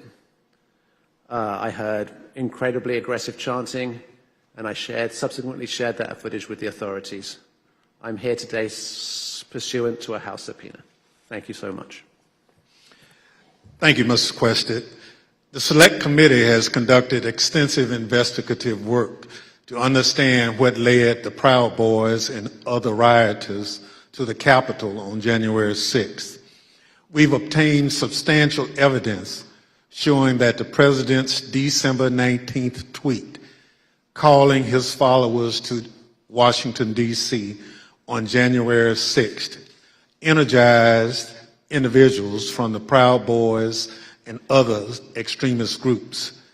I'd like to play a brief video highlighting some of this evidence. My name is Marcus Childress, and I'm an investigative counsel for the Select Committee to investigate the January 6th attack on the United States Capitol. What do you want to call them? Give me a name. Give me a White name. supremacists and White like me to condemn? White supremacists and right Proud Boys, stand back and stand by. After he made this comment, Enrique Tarrio, then chairman of the Proud Boys, said on Parler, "Standing by, sir." During our investigation, we learned that this comment during the presidential debate actually led to an increase in membership from the Proud Boys. Would you say that Proud Boys numbers increased after the stand back, stand by comment? Exponentially. I'd say tripled probably, with the potential for a lot more eventually. And did you ever sell any stand back and stand by merchandise? One of the vendors on my page actually beat me to it, but I wish I would have made a stand back, stand by shirt. On December 19th, President Trump tweeted about the January 6th rally and told attendees, "Be there, we'll be wild." Many of the witnesses that we interviewed were inspired by the president's call and came to DC for January 6th. But the extremists, they took it a step further. They viewed this tweet as a call to arms. A day later, the Department of Justice describes how the Proud Boys created a chat called the Ministry of Self-Defense Leadership Chat. In this chat, the Proud Boys established a command structure in anticipation of coming back to DC on January 6th. The Department of Justice describes Mr. Tarrio coming into possession of a document called the 1776 Returns, which describes individuals occupying key buildings around the United States Capitol. The Oath Keepers are another group that the committee investigated. You better get your ass to D.C., folks, this Saturday. Yeah, if you don't, there'll be no more Republic. But we're not going to let that happen. It's not even an if. It's either President Trump is encouraged and bolstered, strengthened to do what he must do, or we wind up in a bloody fight. We all know that. The fight's coming. The Oath Keepers began planning to block the peaceful transfer of power shortly after the November 3rd election. And according to the Department of Justice, Stuart Rhodes, the Oath Keepers leader, said to his followers that we were not going to get through this without a civil war. In response to the December 19th, 2020 tweet by President Trump, the Oath Keepers focused on January 6th in Washington, D.C. In response to the tweet, one member, the president of the Florida chapter, put on social media, "The president called us to the Capitol. He wants us to make it wild." The goal was for the Oath Keepers to be called to duty so that they could keep the president in power, although President Trump had just lost the election. The committee learned that the Oath Keepers set up quick reaction forces outside of the city in Virginia where they stored arms. The goal of these quick reaction forces was to be on standby just in case President Trump invoked the Insurrection Act. Did the Oath Keepers ever provide weapons to members? I'm declining to answer that. I put them at grounds for due process grounds. In footage obtained by the committee, we learned that on the night of January 5th, Enrique Tarrio and Stuart Rhodes met in a parking garage in Washington, D.C. There's mutual respect there. I think we're fighting the same fight, and I think that's what's important. The committee learned that the Oath Keepers went into the Capitol through the east doors in two stack formations. The DOJ alleges that one of the stacks went into the Capitol looking for Speaker Pelosi, although they never found her. As the attack was unfolding, Mr. Tarrio took credit. In documents obtained by the Department of Justice, Mr. Tarrio said in an encrypted chat, "Make no mistake, and we did this." Later on that evening, Mr. Tarrio, which seemed to resemble him in front of the Capitol with the black, and the title of the video was Premonition. But the Select Committee and the Department of Justice highlights how each participated on the attack on the Capitol January 6th. In fact, the investigation revealed that it was individuals associated with the Proud Boys who instigated the initial breach at the Peace Circle at 12:53 p.m.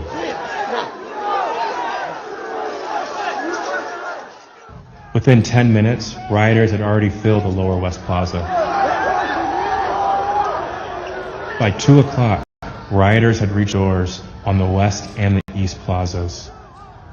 And by 2:13, rioters had actually broken through the Senate wing door and gotten into the Capitol building. A series of breaches followed. At 2:25 p.m., rioters breached the east side doors to the rotunda.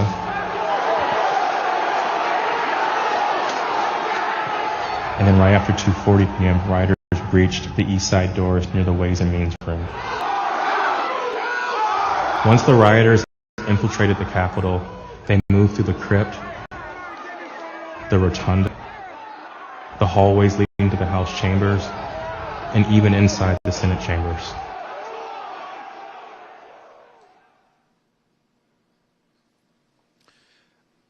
Individuals associated with two violent extremist groups have been charged with seditious conspiracy in connection with the January 6th attack.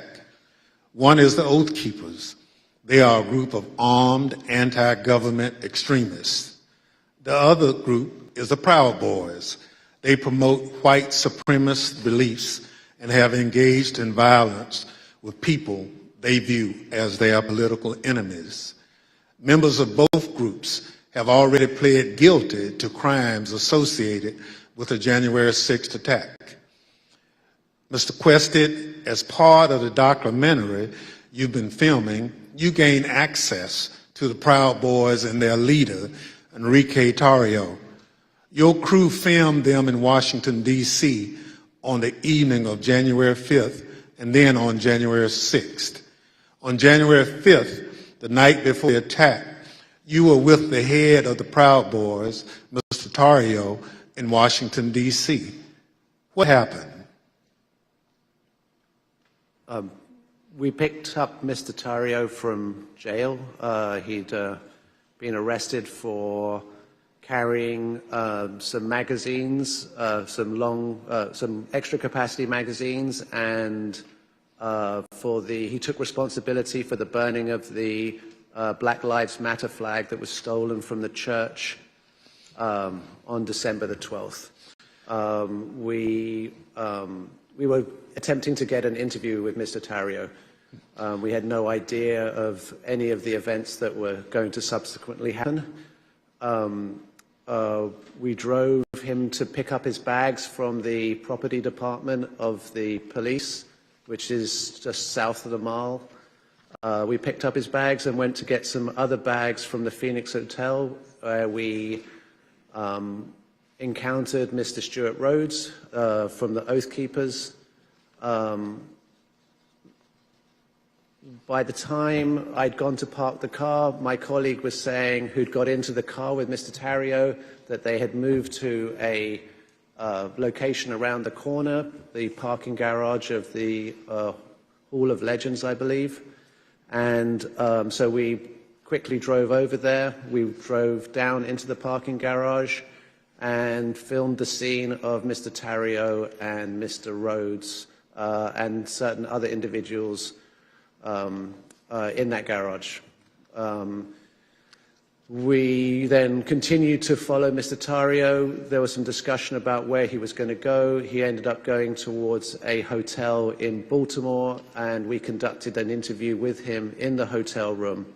And then we returned to DC for that night. And what was interesting that night actually was that was the first indication that DC was much more busy than it had been any other time we'd been here, because we couldn't get into the hotels we wanted to, and we ended up at a hotel that, was not as satisfactory as we would have hoped. Thank you. So what you're saying is you filmed the meeting between Mr. Tarrio and Oath Keepers leader Stewart Rhodes, right? Indeed. You couldn't hear what was said, but according to the Justice Department indictment of Mr. Tarrio, a participant referenced the Capitol. Now, on the morning of January 6th, you learned the Proud Boys would gather near the rally scheduled to take place near the White House. What time did you meet up with the Proud Boys, and what was happening when they met? We met up with the Proud Boys somewhere around 10:30 a.m. and they were starting to walk down the mall easterly direction towards the Capitol. There was a large contingent, more than I had expected, and I was confused to a certain extent why we were walking away from the president's speech, because that's what I felt we were there to cover. So at 10:30 a.m., that's early in the day. That's even before President Trump had started speaking. Am I correct? Yes, sir. So how many Proud Boys would you estimate were marching together to the Capitol? A couple of hundred, potentially. Yeah, I'd say a couple of hundred Proud Boys were marching towards the Capitol at that point. At the time, was the area heavily guarded? No, that was, I remember we walked we walked down the mall, we walked to the right of the reflecting pool, and then north along the road that leads to the Peace Circle. And as we were walking past the Peace Circle, I framed the Proud Boys to the right of my shot with the Capitol behind, and we see one sole police officer at the barriers, which subsequently breached. We then walk up and past a tactical unit preparing, and you see that in the film where the man questions their duty and their honor, and you see maybe a dozen Capitol Police putting on their riot gear. So how would you describe the atmosphere at that time? The atmosphere it seemed to be much darker. I make efforts to create a familiarity between myself and my subjects to make them feel comfortable. And the atmosphere was much darker this day than had been in these other days. And there was also a contingent of Proud Boys that I hadn't met before from Arizona who appeared to wear these orange hats and had orange armbands. So when the Proud Boys went back down the hill to the Peace Circle, did a larger crowd start together? Well, no. First of all, we went round to the back and down the steps, and we took some photographs on the east side of the Capitol, and then we went for lunch. We went for tacos. So, Mr. Questa, you're a journalist, so you're careful to stick to things that you have observed. But what you've told us is highly relevant. Let me highlight a few key facts that you and others have provided the committee. First, there was a large group of Proud Boys present at the Capitol. We know that from multiple sources. You now estimate that there were around 250 to 300 individuals that you've testified. They weren't there for President Trump's speech. We know this because they left that area to march toward the Capitol before the speech began. They walked around the Capitol that morning. I'm concerned this allowed them to see what defenses were in place and where weaknesses might be. And they decided to launch their attack at the Peace Circle, which is the front door of the Capitol complex. It's the first security perimeter that those marching from the ellipse would have to come to as they moved toward the Capitol. The Peace Circle walkway was always where the thousands of angry Trump supporters would arrive after President Trump sent them from the ellipse. The Proud Boys timed their attack to the moments before the start of the joint session in the Capitol, which is also where President Trump directed the angry mob, quote, "We fight like hell," end quote. He told them before sending them down Pennsylvania Avenue, right to where the Proud Boys gathered and where you were filming. Now, a central question is whether the attack on the Capitol was coordinated and planned. What you witnessed is what a coordinated and planned effort would look like. It was the culmination of a months-long effort spearheaded by President Trump. Mr. Quested, thank you for your eyewitness account of the lead up to the breach of the peace circle. This brings us to a point in time where you and Officer Edwards were in close proximity. At this point, I reserve the balance of my time pursuant to 5C, Section 8 of House Resolution 503. The chair recognizes the gentlewoman from Wyoming, Ms. Cheney, for questioning. Thank you very much, Mr. Chairman. Officer Edwards, I want to start by thanking you for your service and for courage. Thank you for being here this evening. I know that it's not easy to relive what happened for you and for the officers behind you and for the members of officers in the audience this evening. But it's really important for the country to have a full accounting and understand what happened. I want to start, Officer Edwards, with a short clip that shows the horrible moment when you were injured as the peace circle was breached.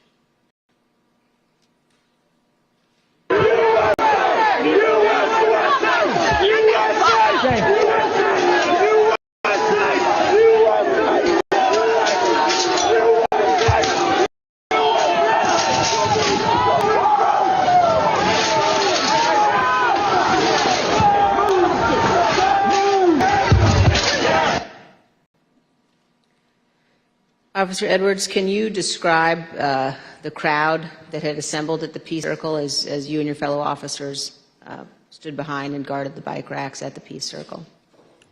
Yes, so there were about, I want to say about 5 of us on that line. And there was our bike rack, and then at the bottom of the Pennsylvania Avenue walkway, or right by Peace Circle, there was another bike rack. And so the crowd had kind of gathered there. It was the crowd led by Joseph Biggs, and they were mostly in civilian clothes. There were some who had military fatigues on. We could see people with bulletproof vests on, things like that.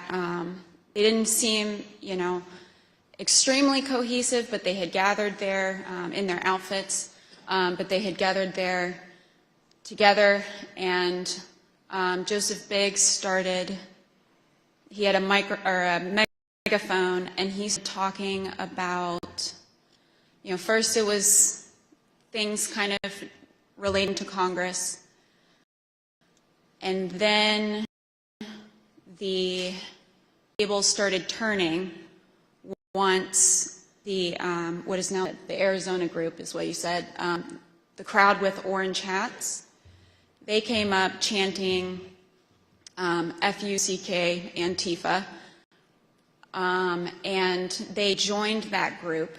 And once they joined that group, Joseph Biggs' rhetoric turned to the Capitol Police. He started asking us questions like, you didn't miss a paycheck during the pandemic, mentioning stuff about our pay scale was mentioned, and started turning the tables on us. And I've worked, I can conservatively say probably hundreds of civil disturbance events. I know when I'm being turned into a villain, and that's when I turned to my sergeant and I stated the understatement of the century. I said, Sarge, I think we're going to need a few more people down here. And so after that, I think they started conferring. They went a little silent. They started conferring among each other.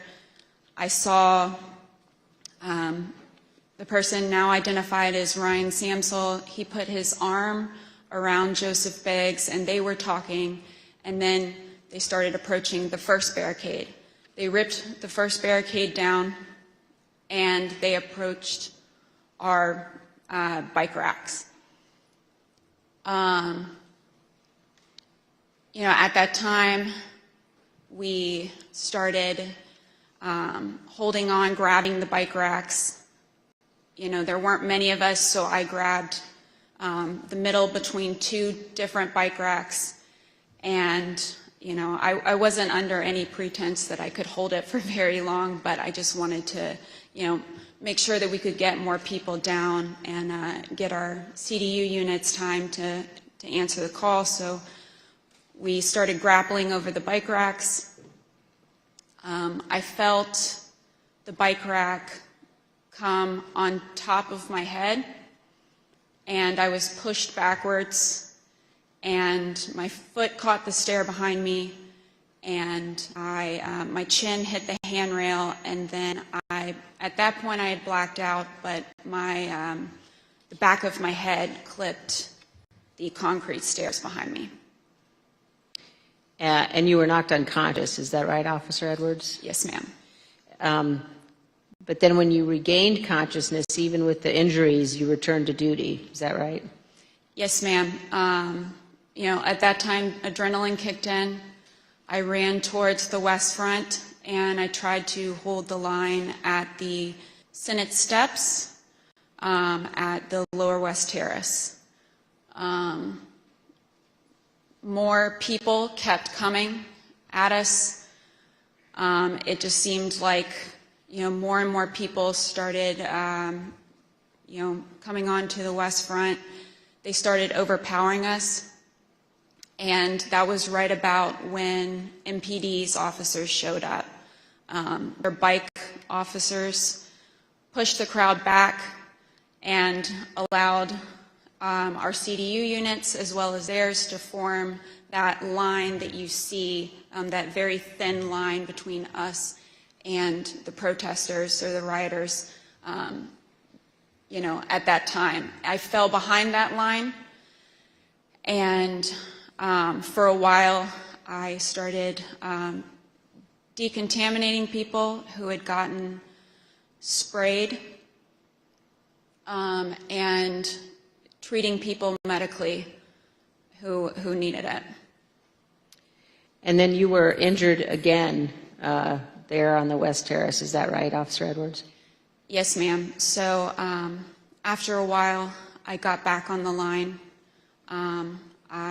It was on the house side of the Lower West Terrace, and I was holding that line for a while. There weren't many of us over there, and Officer Sicknick was behind me for most of the time, for about 30 to 45 minutes that I was down there. We were just, as the best we could, we were just, grappling over bike racks and trying to hold them as quick as possible. All of a sudden, I see movement to the left of me, and I turned, and it was Officer Sicknick with his head in his hands. And he was ghostly pale, which I figured at that point that he had been sprayed, and I was concerned. My, cop alarm bells went off, because if you get sprayed with pepper spray, you're going to turn red. He turned just about as pale as this sheet of paper. And so I looked back to see what had hit him, what had happened, and that's when I got sprayed in the eyes as well. I was taken to be decontaminated by another officer, but we didn't get the chance because we were then tear gassed. And we are going to play just a brief clip of that moment that you've just described, Officer Edwards.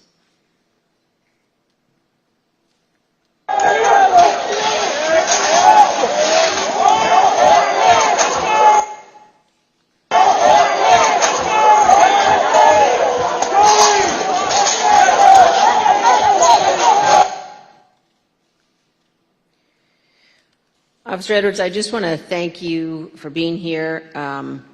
And I know, again, how difficult it is. I know the family of Officer Sicknick as well, who's here tonight. One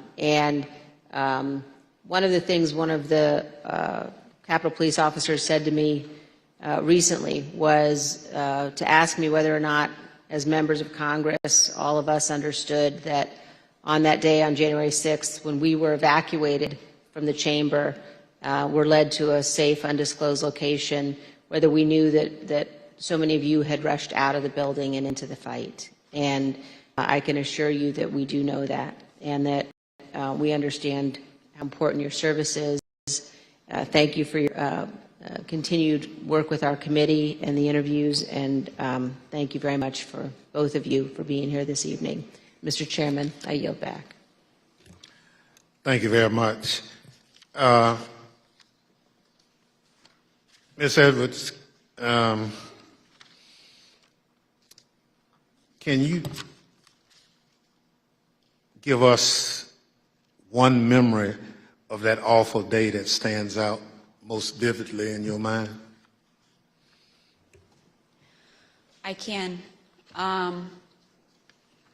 That time when I talked about falling behind MPD's line,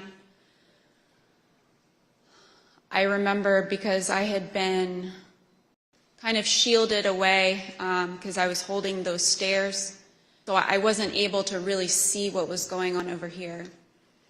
When I fell behind that line and I saw, I can just remember my breath catching in my throat because what I saw was just a war scene. It was something like I had seen out of the movies. I couldn't believe my eyes. There were officers on the ground, you know, they were bleeding, they were throwing up, they were, you know, they had, I mean, I saw friends with blood all over their faces. I was slipping in people's blood. You know, I was catching people as they fell. It was carnage. It was chaos.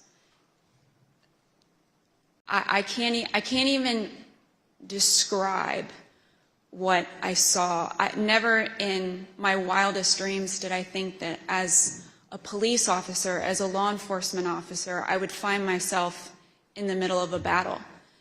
You know, I'm trained to detain, you know, a couple of subjects and handle a crowd, but I'm not combat trained. And that day, it was just hours of hand-to-hand combat, hours of dealing with things that were way beyond any law enforcement officer has ever trained for. And I just remember that moment of stepping behind the line and just seeing the absolute war zone that the West Front had become.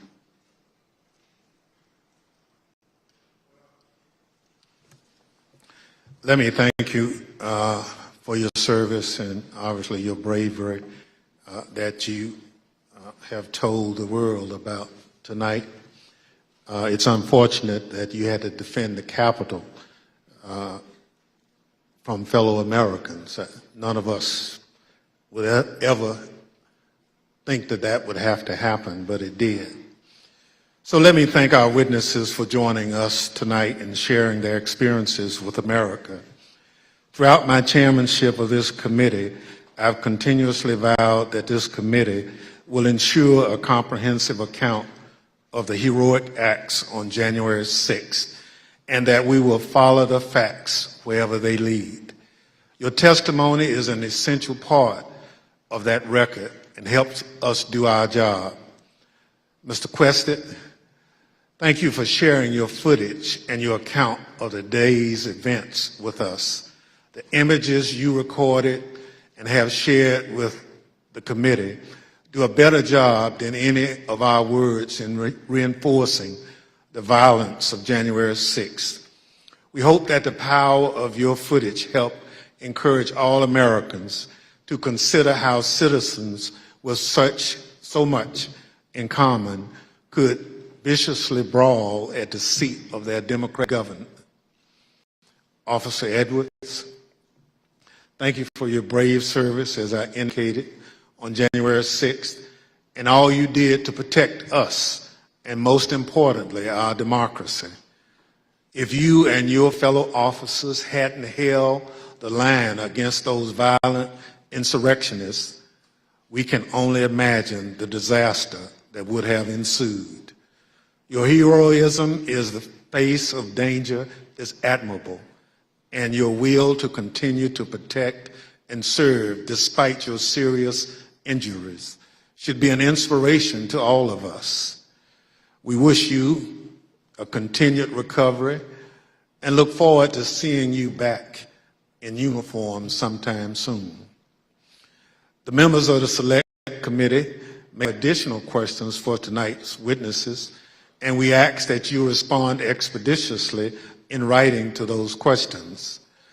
Without objections, members will be permitted 10 business days to submit statements for the record, including opening remarks and additional questions for the witnesses.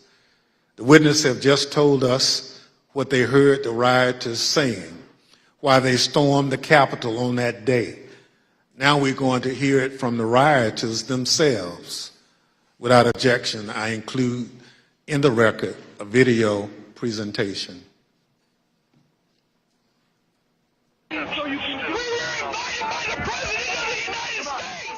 What really made me want to come was the fact that, I had supported Trump all that time. I did believe, that the election was being stolen, and Trump asked us to come. He personally asked for us to come to D.C. that day. And I thought, everything he's done for us, if this is the only thing he's going to ask of me, I'll do it. Did you recall President Trump mentioning going to the Capitol in his speech? Oh, yeah. So that's one of my disappointments. He said he was going to go with us. And he was going. I know why I was there, and that's because he called me there, and he laid out what is happening in our government. He laid it out. But I remember Donald Trump telling people to be there, right? I mean, to support. So you mentioned that the president asked you. Do you remember a specific message? Basically, yeah, he asked for us to come to D.C., that big things are going to happen. What got me interested, he said, I have something very important to say on January 6th or something like that, is what got me interested to be there. Trump has only asked me for two things. He asked me for my vote, and he asked me to come on January 6th. When the committee reconvenes next week, we're going to examine the lies that convinced those men and others to storm the Capitol, to try to stop the transfer of power. We're going to take a close look at the first part of Trump's attack on the rule of law, when he hit the fuse that ultimately resulted in the violence of January 6th. Without objection, and with that, the committee stands adjourned.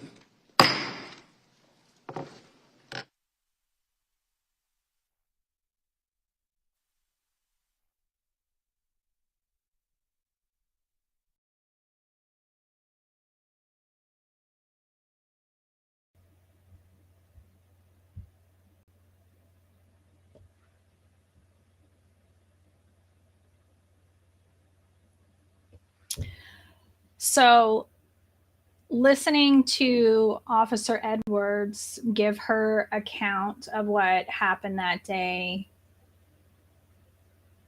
and I believe she has a brain injury, if I do recall hearing that.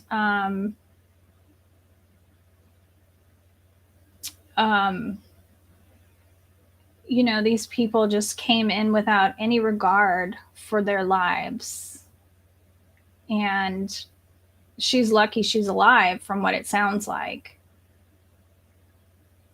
But these were American citizens, patriots, who all carry these, thin blue line flags, but had no problem injuring and causing death to some of these Capitol Police officers.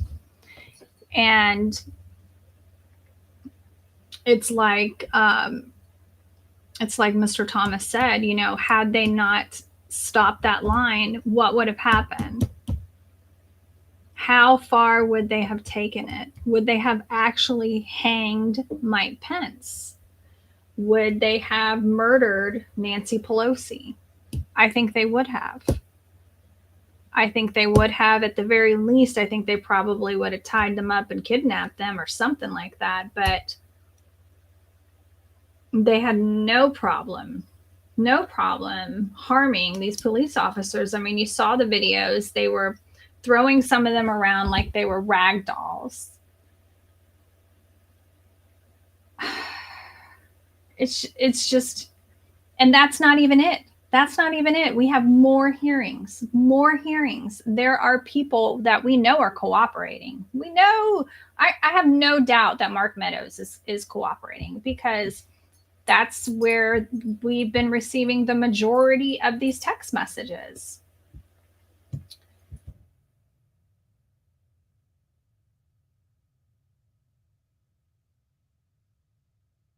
But you had Bill Barr, you had Jason Miller, you had Ivanka Trump all testify saying that they knew that the election was not stolen. They knew that there was no reason for them to continue with this. And yet Trump still continued. He still continued despite all evidence to the contrary. There's no way that this is not, conspiracy. There's no way that this is not collusion. There's no way that this is not going to end up with RICO charges. I mean, how many laws did he break just to do this stop the steal shit? It makes you wonder what he did while he was president.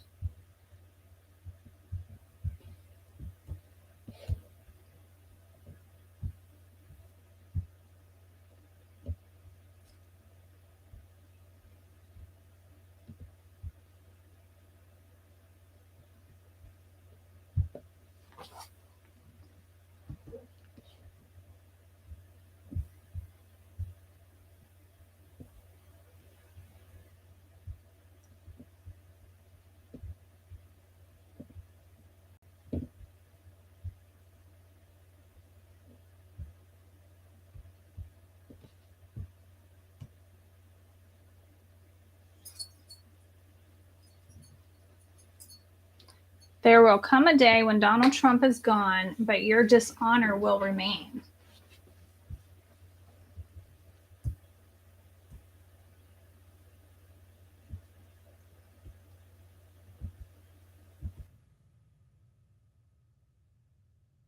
Yeah, and then Fox News, I found it interesting. Fox News was like, no, we're not going to air it. We're not going to air it. But when I pulled up my phone and went to YouTube, the first thing that I saw that was streaming from YouTube was Fox News.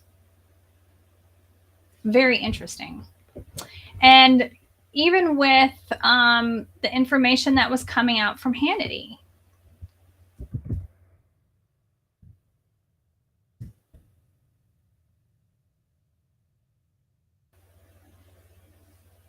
they had text messages about invoking the 25th Amendment, right?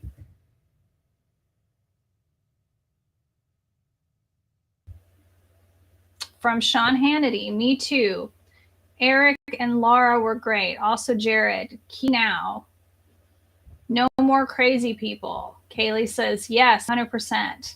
Here they have, no more stolen election talk. Number 2, yes, impeachment and the 25th Amendment are real, and many people will quit. Number 3, he was intrigued by the pardon idea from Hunter. Number 4, resistant but listened to Pence's thoughts to make it right. It sounded like Pence was trying to talk him out of it. Number 5, seemed to like attending inauguration talk. Love that. Thank you. That is the playbook. I will help reinforce. Thank you for your help. You are doing a great service to your country. This is on January 7th. So they are talking about how they can go ahead and, come up with alternative facts for that day. They're already brainstorming how they are going to lie.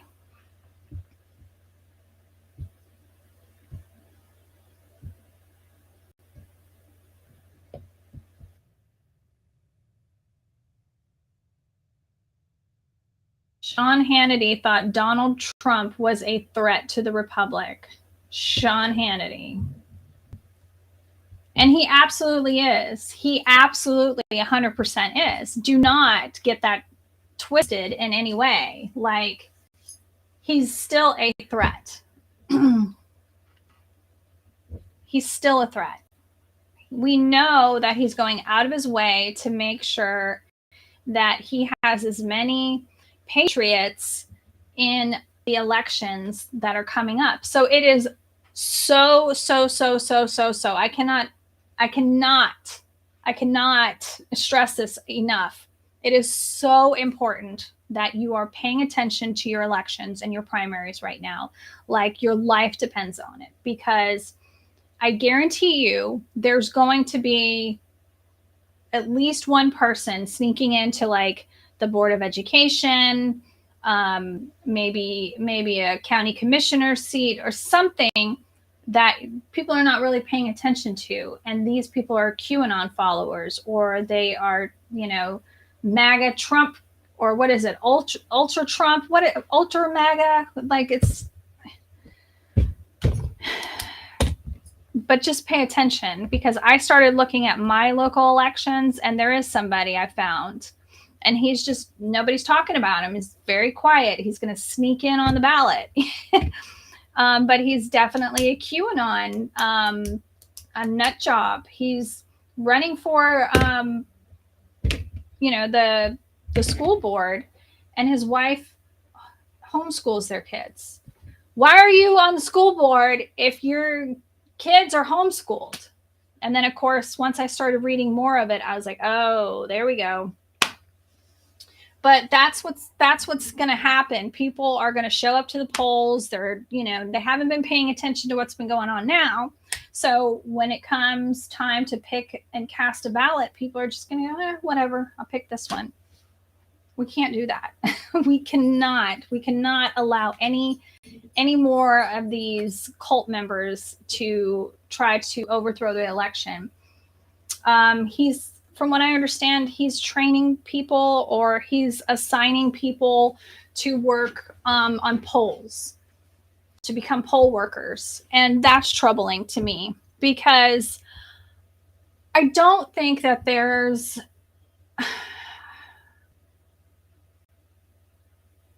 I don't know that he can actually manipulate the machines and the ballots and all of that. But I will tell you this. Donald Trump did not want us to vote by mail. They did not want us to vote by mail. That tells me I should absolutely vote by mail. The mail-in ballots are absolutely secure. You have an RFID tracking number on them and everything. If you can vote by mail, please do so.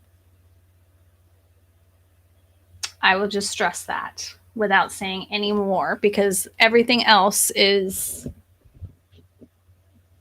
conspiracies, and I don't like conspiracies.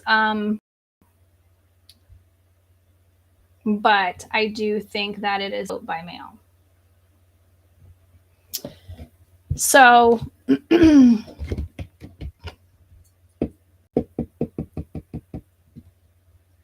So we have the Proud Boys meeting with, didn't we say that the Proud Boys met with people from Trump, right? Giuliani, I believe. Hold on, let me see if I can find the clip.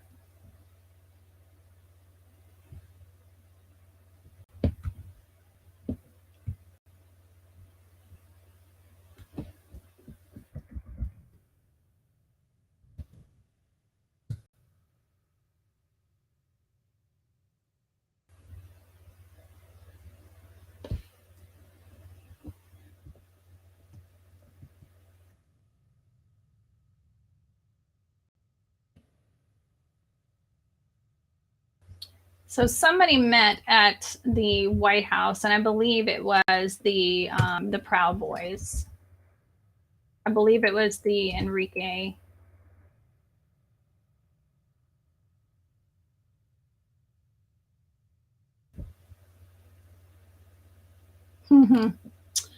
Look at that.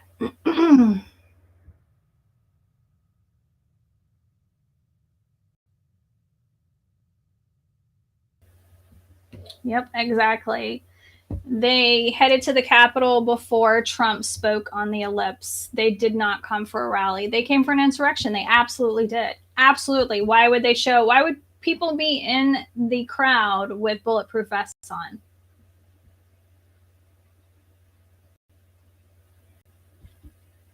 $250 to $300 Proud Boys skipped the Ellipse rally and went straight to the Capitol even before Trump urged the crowd to march there.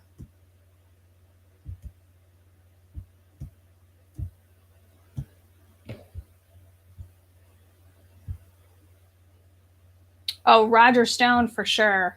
For sure. As soon as I saw Trump was going to have Roger Stone in his as part of his, campaign or whatever, I knew he's so dirty. So dirty.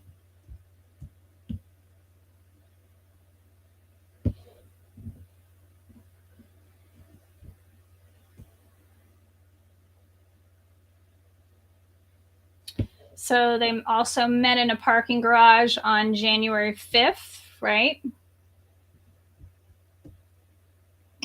And why would they even have a documentary, somebody following them around, like making a documentary of this? This is unreal. Unreal. How stupid can you be?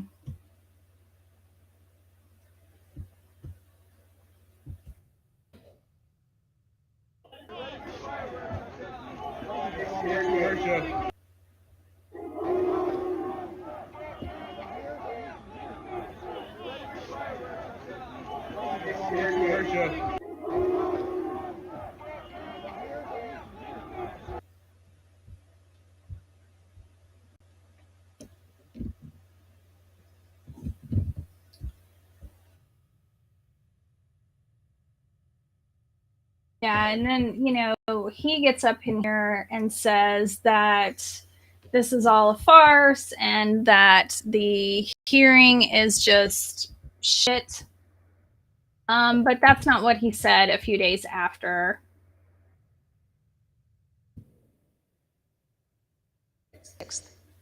One member of the cabinet suggested that the remaining cabinet officers needed to take a more active role in running the White House and the administration.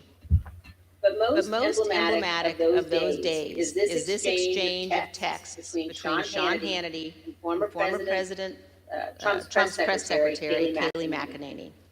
Sean Hannity wrote, in part, "He now, no more crazy people, no more stolen election talk. Yes, impeachment and 25th Amendment are real. Many people will quit." Ms. McEnany responded in part, "Love that. That's the playbook." White House staff knew that President Trump was willing to entertain and use conspiracy theories to achieve his ends. They knew the president needed to be cut off from all of those who had encouraged him. They knew that President Donald Trump was too dangerous to be left alone.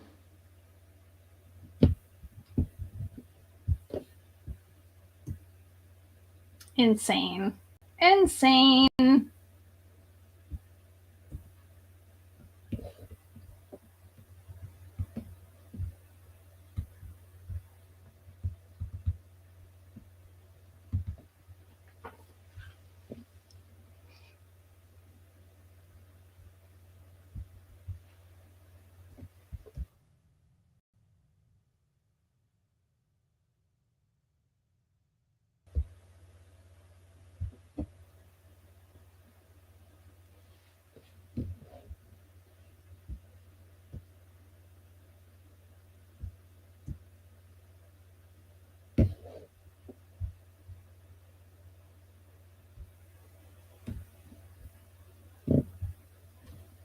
What a definition of a mic drop. That was it. I thought so. That's one. I just went back in the scene like, oh my God. She just summed up. She just summed up 5 years for so many of us across the country, Republican, Independent, and otherwise, who watched the sycophantic sort of dog at the heel by GOP leadership, GOP members of the House and Senate, GOP party officials around the country, just kowtowed to every word without shame that came out of Donald Trump's mouth. Every action that he committed himself to. She laid out an indictment tonight that was profound, it was deep, and it really, I thought, set the tone of what's about to come, which was so well done by Liz and by Chairman Thompson in sort of clarifying for the country. And I really hope people watch this night and just take the blinders off for an evening and just understand exactly what happened a year and a half ago.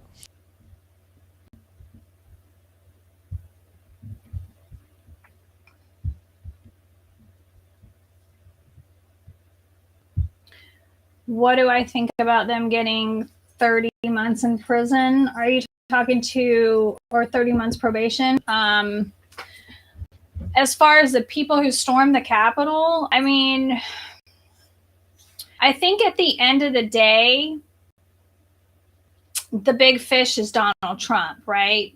And everybody in his cabinet, because I really feel like the Trump supporters that stormed the Capitol that day, I mean, they definitely need to be punished for what they did, for sure. But they were used as pawns and tools, brainwashed by QAnon conspiracies that Donald Trump never stopped to say, oh, none of that shit is real. I'm not a part of QAnon. He never did that.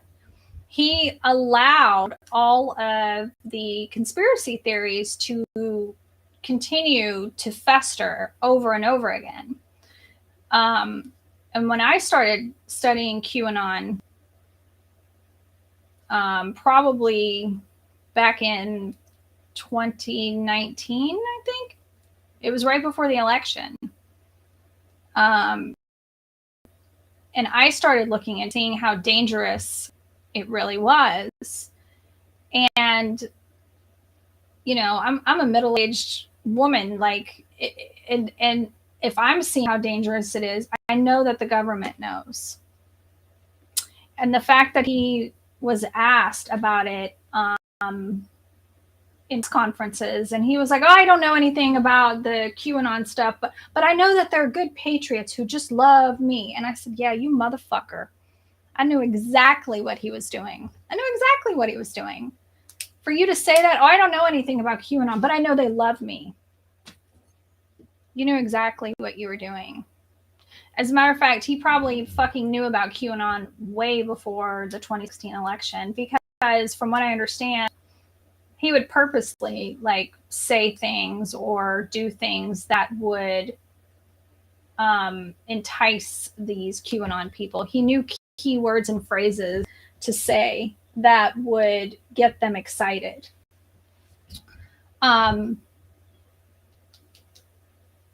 He's, you know, everybody thinks that Donald Trump is a moron.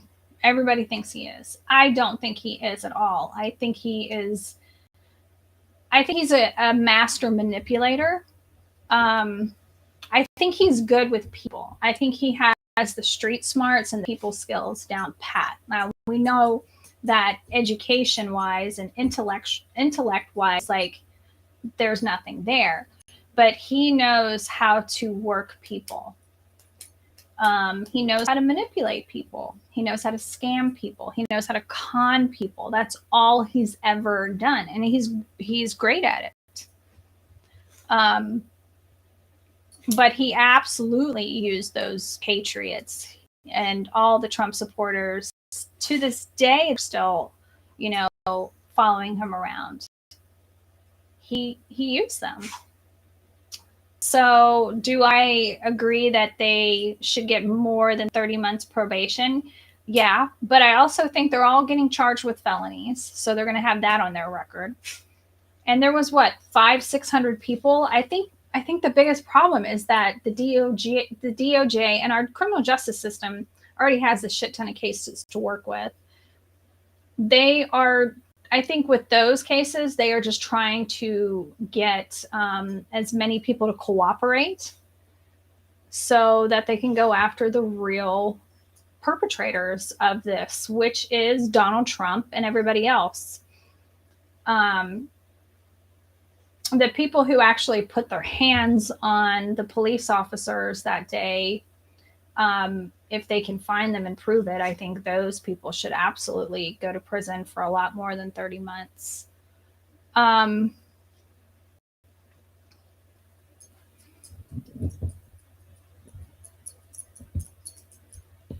Is QAnon covered under free speech? Well, free speech only applies to what the government can censor. So there's no censoring QAnon. I mean, there's no censoring the KKK. That's all free speech. It's protected. But not everything is protected under the First Amendment. You're not supposed to, you know, incite a riot. Hate speech is not considered protected. Anything that is going to purposely incite violence in people is not protected. But I would assume that QAnon is considered free speech because it's mostly conspiracy theories.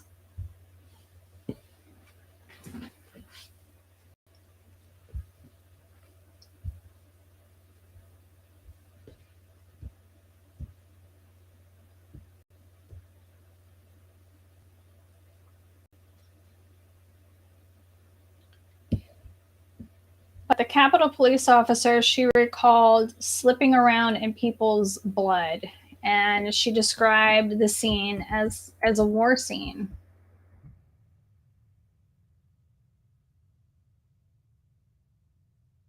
I mean, that says a lot.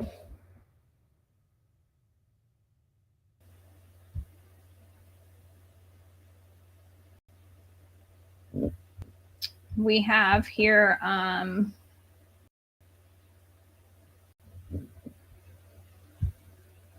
I believe this individual was a police officer, a Capitol police officer, or is a Capitol police officer. Yes. Harry Dunn and Sandra Garza, girlfriend of Officer Brian Sicknick. I mean, they're watching the insurrection on screen, and as they're watching it, this is what they're doing. Okay, a year later, but it was just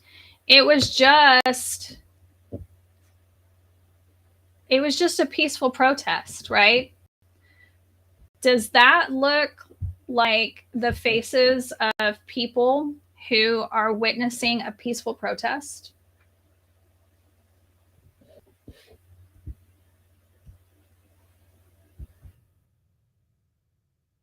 I don't think so.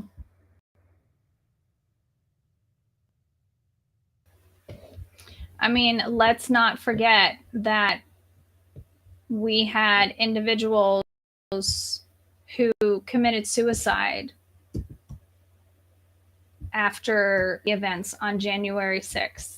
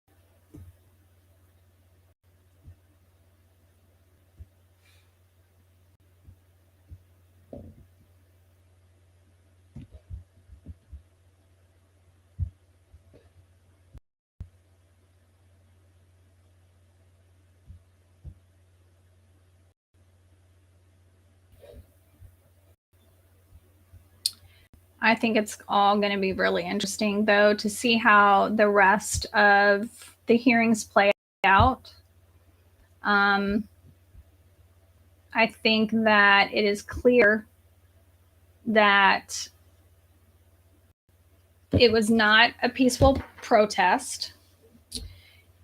The people that showed up that day came and knew what they were coming for.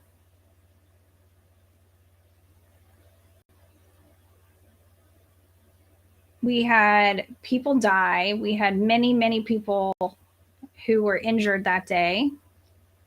And we had several police officers who committed suicide. I want to say it was one or two that committed suicide within the days or the weeks after the attack.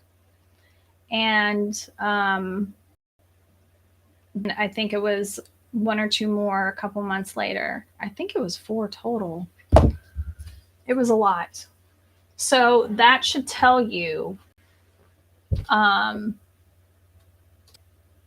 it wasn't a riot. It wasn't a protest. It wasn't anything close to Black Lives Matter riots.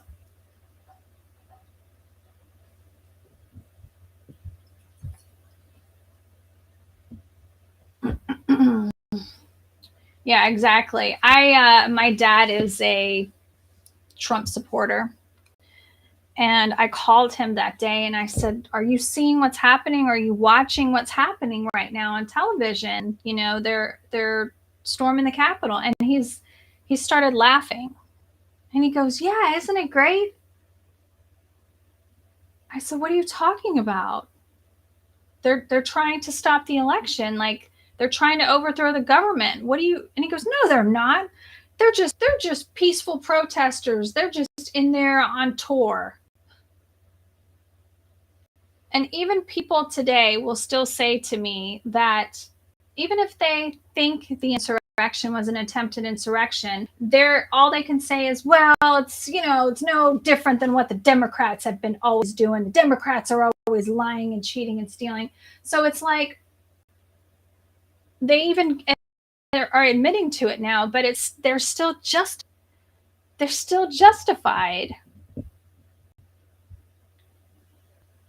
And so that's why it's so hard for me to have a relationship with anybody, a friendship, a family relationship with anybody who is still acting like this is no big deal, acting like it was justified, okay with the fact that it happened, and still, want to support Donald Trump. And I cannot be around those people. I can't. Because when you watch these videos, when you watch them storming the Capitol and knowing that police officers died that day, and what could have happened if they went further.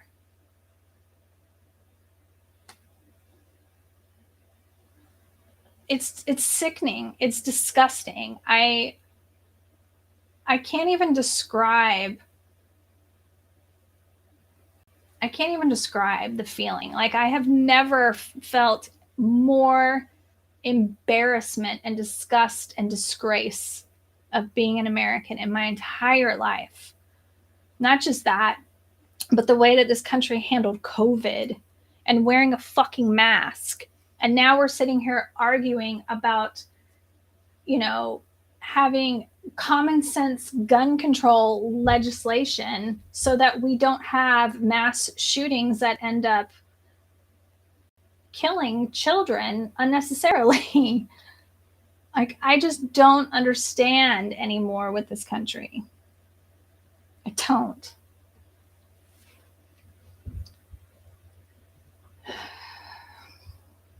Yeah, and I feel like some of these people they're just so far gone. They are so far gone. I don't even know if, after seeing all of the evidence laid out and the hearings, and even if Donald Trump gets arrested and go to prison, I think there would still be so many people that would say, no, he's, it's all a lie. He was all a setup.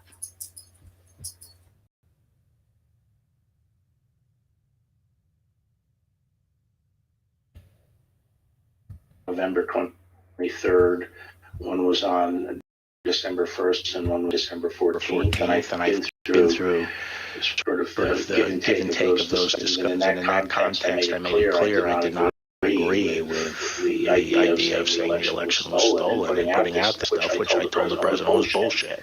And I didn't want to be a part of it, and that's one of the reasons that went into me deciding to leave when I did. I observed, I think it was on December 1st, how come you can't live in a world where the incumbent administration stays in power based on its view, unsupported by specific evidence, that there was fraud in the election. Repeatedly told the president in no uncertain terms that I did not see evidence of fraud.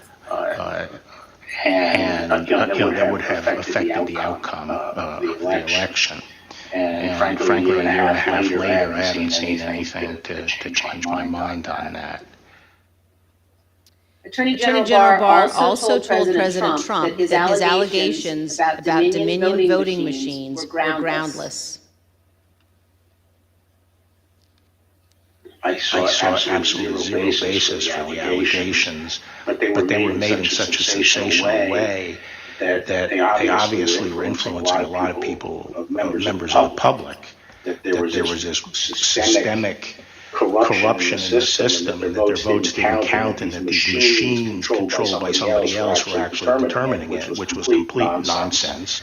And it was being laid out there, and I told them that it was crazy stuff, and they were wasting their time on that. And I was doing great disservice for the country. President Trump persisted, repeating the false Dominion allegations in public at least a dozen more times, even after his attorney general told him they were, quote, complete nonsense. And after Barr's resignation on December 23rd, the acting attorney general who replaced him, Jeff Rosen, and the acting deputy, Richard Donahue, told President Trump over and over again that the evidence did not support allegations he was making in public. Many of President Trump's White House staff also recognized that the evidence did not support the claims President Trump was making. This is the president's daughter, commenting on Bill Barr's statement that the department found no fraud sufficient to overturn the election.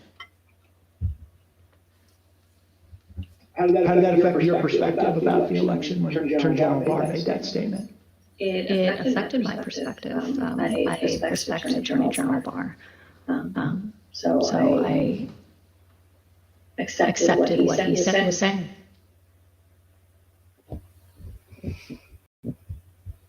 She accepted what he was saying. But didn't she go on Twitter and say a bunch of other shit? Like, now for the tunnels. We need an area for the council members. They're all over now for the tunnels. We need an area for the council members. They're all over now for the tunnels.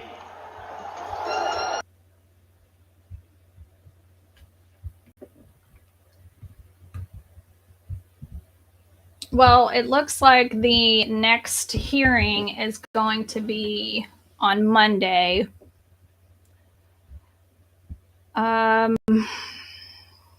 Monday, June 13th at 10 a.m. Eastern Time. And it says there may be as many as 8 days of hearings before the month's end and more in September. I think they're probably going to release their biggest evidence probably in September, right before the election, I think.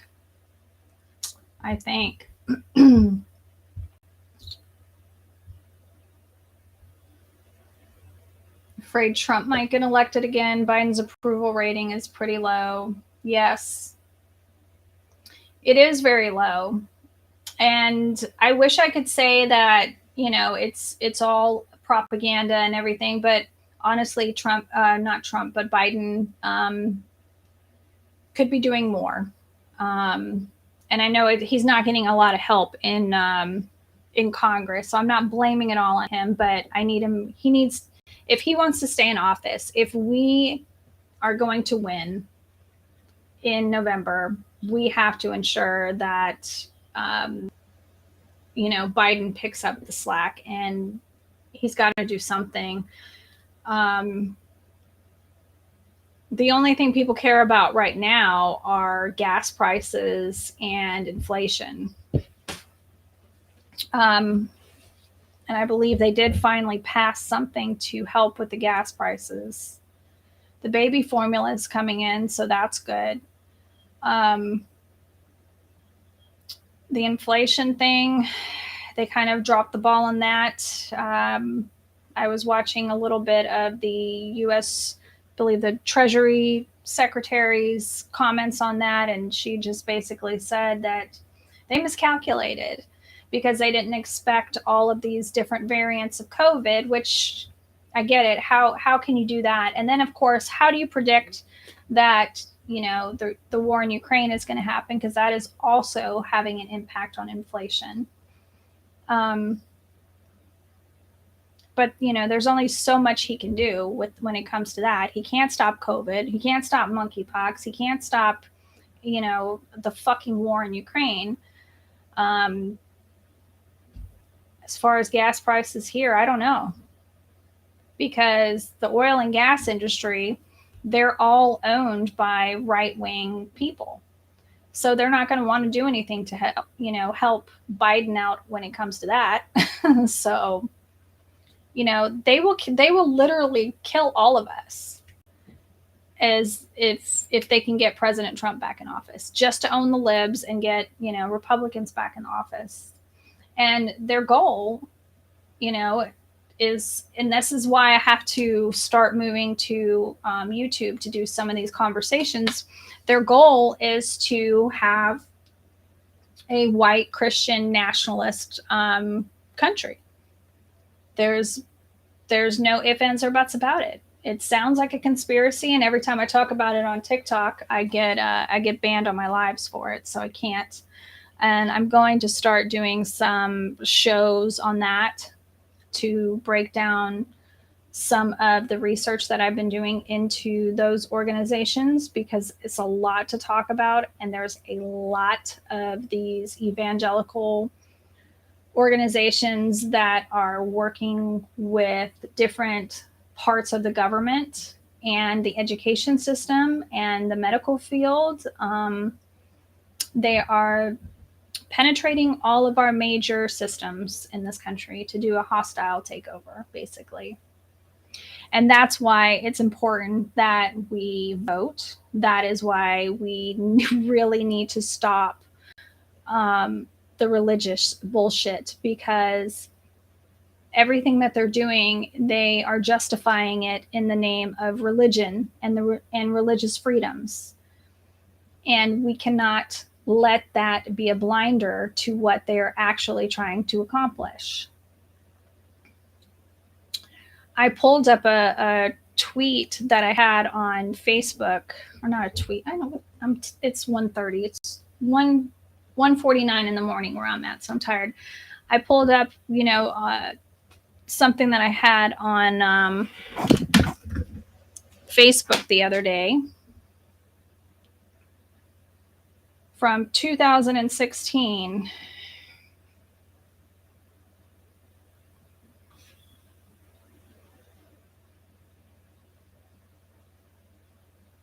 And it said,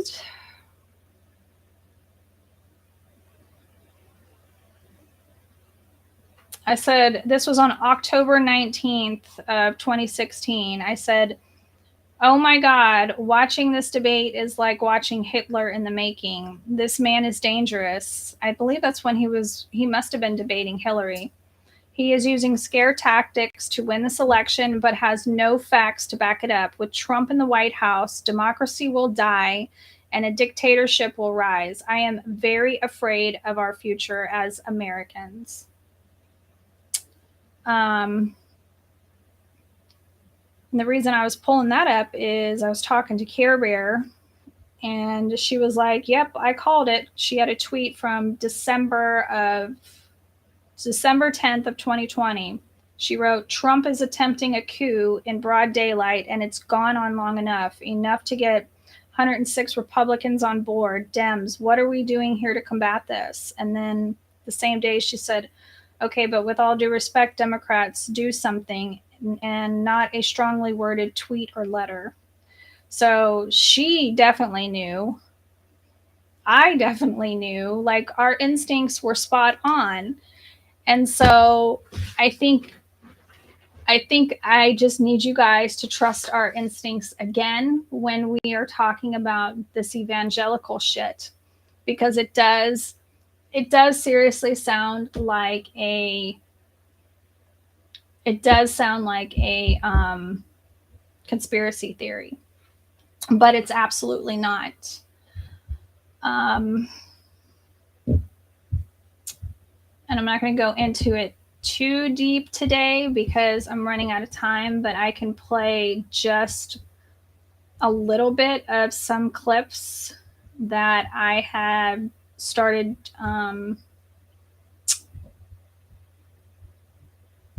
investigating on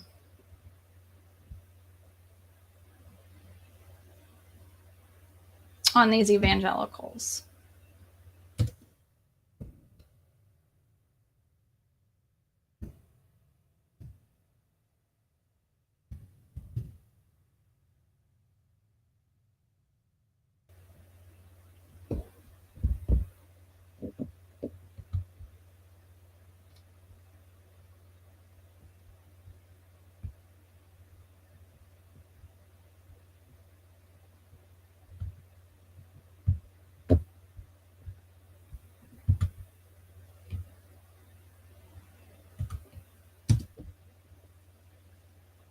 There was one guy and his father.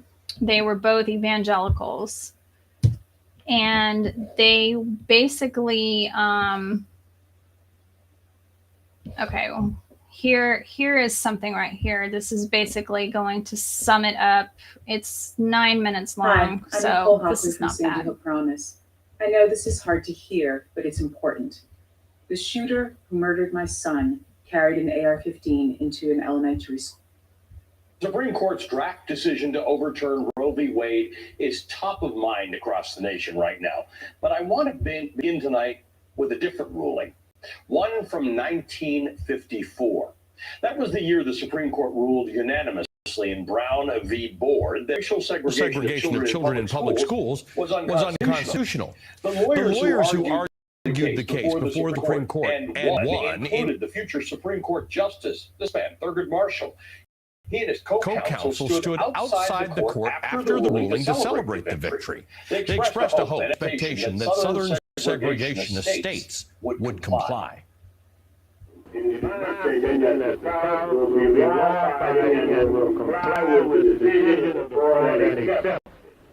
As members of our Democratic side, I don't think there's any question about this. Superintendent is more valuable than anybody else, and other decisions have come down which they said they would like, and there's never been any trouble as a result of any of these issues. It's maybe a bit of ironic foreshadowing there, because there were, of course, several critics of the ruling, mostly from southern segregationist states. One of the most vociferous critics of that decision, even years later, was this man, Jerry Falwell, one of the most prominent leaders of the evangelical movement in America. This is a little bit of a sermon that he gave to his congregation in Lynchburg, Virginia, years after that ruling was rendered. Quote, "If Chief Justice Warren and his associates had known God's word and had desired to do the Lord's will, I am quite confident that the 1954 decision would never have been made. The facility should be separate. When God has drawn a line of distinction, we should not attempt to cross that line. The true Negro does not want integration. He realizes his potential is far better among his own race," end quote. Falwell went on to assert that integration, quote, "will destroy our race eventually." In the aftermath of Brown v. Board, segregation became a motivating factor, including for the evangelical movement. More than 3,000 private schools and academies popped up in the years after the ruling. White students instructed separately and apart from black students, despite the court decision. Some of those institutions included Falwell's Lynchburg Christian Academy, which was founded in 1967. Years after the Brown v. Board decision, when the government tried to deny tax-exempt status to segregated private schools, folks like Jerry Falwell were enraged. Other schools, like the fundamentalist Bob Jones University, went to court over the matter, arguing that racial segregation was a religious matter. They lost. The decision was nearly unanimous. The history shows that the pioneers of the evangelical movement, for people like Jerry Falwell, segregation was a motivating factor long before abortion was. In fact, in 1973, when the Supreme Court decided Roe v. Wade, evangelicals weren't exactly motivated by Roe. In fact, the former president of America's largest Protestant denomination, the Southern Baptist Convention, actually endorsed the ruling, Roe v. Wade. He said, quote, "I've always felt that it was only after a child was born and had a life separate from its mother that it became an individual person. And it has always, therefore, seemed to me that what is best for the mother and the future should be allowed," end quote. In fact, in 1971, before the decision in Roe v. Wade, that same Protestant group resolved to seek pro-abortion legislation, allowing the procedure in certain cases, and they reaffirmed that resolution in the year after Roe, in 1974, pushing for legislation that would allow people to choose abortion in specific instances. It was not until years after the Roe ruling that the evangelical movement decided that coalescing around abortion was the way to unify religious groups and gain political power. The anger of evangelicals was activated by segregation, but continued segregation would prove to be a less than palatable way to motivate evangelical voters on a broad scale, not enough to win elections with. So that's where the issue of abortion came in. Senate races in Minnesota and Iowa in 1978 showed that an anti-abortion, pro-life movement could unite the religious right and give them real political power. In Minnesota, pro-life Republicans won 2 Senate seats. In Iowa, the Democratic incumbent, Senator Dick Clark, was expected to win by a landslide. He did not, primarily due to the work of mostly Catholic pro-life activists. Clark had supported federal funding for abortions for low-income women. He had opposed an amendment that would restrict abortions, so anti-abortion activists rallied support to vote him out. Richard Clark, 6 years in the U.S. Senate and then out on one issue, the one political insiders said didn't matter. I had voted for public funding of abortion. I'd refused to sponsor a constitutional amendment to support that, and my opponent said that he would. So it was a clear-cut case, one of the clearest in the United States, I think, in the Senate races. The anti-abortion movement has political clout. That surprised a lot of journalists and political analysts who believed those people made a lot of noise, but not much difference. After Wow, look at this. 94% of people believe company culture is important to an organization's success. After those 1978 races, those people resolved to make a whole lot more noise, and in a very organized way. In a letter to fellow conservatives, or to a fellow conservative, another conservative activist and the leader of the religious right, Paul Weyrich, characterized those anti-abortion victories as, quote, true cause for celebration. Another conservative activist predicted that opposition to abortion would, quote, pull together many of our fringe Christian friends, end quote. But that was the plan, to bottle up all of that ire that evangelicals felt about segregation and concentrate it on abortion, making sweeping moral arguments against health care that they claimed was founded in religion. That was the plan to build political power, and Republican politicians campaigned accordingly. In 1980, the Republican candidate for president, Ronald Reagan, campaigned on a constitutional amendment prohibiting abortion. It's one of the issues that helped send him to the White House. He gained the support of those opposed to abortion, and he won the presidency, ousting Jimmy Carter. The 1980s saw the Reagan administration focus increasingly on abortion and the rise of the Federalist Society and a trend toward strict textualists like this man, Robert Bork, a failed Supreme Court nominee who criticized the justice who wrote the Brown v. Board decision. That trend continued through the Trump administration. In 2015, Trump courted and forged a coalition with the religious right, with figures like Jerry Falwell Jr., to secure their backing and their funding. He notoriously released a list of conservative justices whom he would nominate if elected. His then running mate pledged during their campaign that their judicial nominees would bring an end to Roe once and for all. We appoint strict constructionists to the Supreme Court of the United States, as Donald Trump intends to do. I believe we will see Roe versus Wade consigned to the ash heap of history where it belongs. I promise. And they did. Trump appointed 3 conservative judges. And this week, with the leaked draft opinion condemning Roe to the, quote, ash heap, we can see how this all is very likely to shake out. With Roe gone, minority women will likely bear the brunt of this new upcoming restriction on their health care in roughly half the country, not to mention the fact that the draft opinion is written in a way that could dismantle other rights. Things like the right to same-sex marriage, the right to contraception, interracial marriage, privacy, all of these things are now on the table. The religious right charted this course decades ago in their anger over segregation to build power on the back of abortion and dismantle the rights they don't care for. And so far, it seems to be working.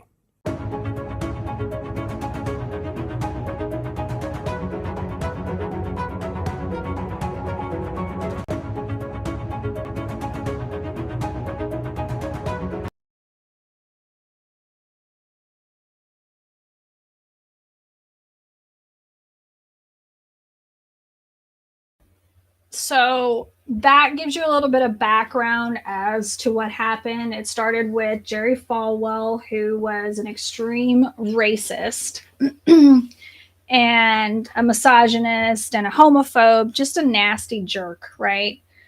And once desegregation happened, it wasn't mainstream and popular to be racist anymore. And if you caught on there, that's when private schools kicked into high gear, right? Because people did not want to be integrated. They didn't want to integrate their white children with these Black kids, right? So private schools and Christian schools became very popular at that time. Now they had to find something else to drive their base back to them. So Roe v. Wade was perfect. So now you have babies that are getting murdered. So you have something else to grab onto. And of course, homosexuality. Those are just, you just focus the hate from race to something else. Because who's going to not get behind saving babies? That's just, you have to save the babies. And, because it's still religious based, homosexuality, that's a sin. We got to stop all of these demon killing babies, and perverts, as they like to call them, the homosexuals. So now they have two giant platforms to bring in their base. And then they decided they wanted power because, again, these laws are stopping them from really pursuing their religious freedom. And what people don't understand. So here's the thing about evangelicals. People are like, well, they're not living like Christians, because they're not Christians. They are evangelicals. If you are a Christian or a Catholic or whatever, you were probably raised to be humble, to be kind, and to, you want to feed the homeless and give money to the poor and things like that, right? You want to help out others in your community. You want to take care of the environment. You want to, not leave any footprints behind, as we would like to say here in Florida. We very careful about how we leave the beaches. But evangelicals do not operate that way. Their end goal is to achieve dominion. And dominion is just like a way of saying that everything belongs to them. The entire world, the planet, is theirs because they believe that God said to them, here's the planet, here's Earth. I have given this to you. Use from it, take the resources, eat the fish, kill the deer, eat all of this. This is yours, okay? So that's why they're also on the side of big oil. So a lot of huge oil tycoons and CEOs of oil industries are evangelicals. So they believe that the earth is a natural resource that was given to them by God. So when we are sitting here saying, hey, we need to get rid of oil because it's killing the planet and it's, it's poisoning the waterways for the indigenous people, right? And you're drilling through indigenous land. We want to protect this. They don't understand that because they say it doesn't matter because the land and the oil and everything in it belongs to them. So that's how that side has now become the antithesis of the left side, because everything that we are trying to fight for, women's rights, LGBTQ rights, protecting the environment, land back to the indigenous, it all goes against everything that they stand for. So we are, in fact, the enemy to them. So now you have money, you have religion, but now you need the power. So they have to get involved into politics. Well, at that time, C. Everett Koop was an evangelical, and if you remember, he was I believe the Surgeon General at that time. He saw a video that this man, Frank Schaeffer, who at the time was a teenager, he made it with his father, and it was just a very, very very cheap, chintzy type of movie, but he liked it and he said, you need to make another movie. And he wanted him to do one about abortion because, as it was stated in the beginning, the evangelicals were pro-life or pro-choice. They didn't care about abortion. They had to be convinced to be pro-life. And that is where this movie that Frank Schaeffer and his father made became this huge piece of propaganda.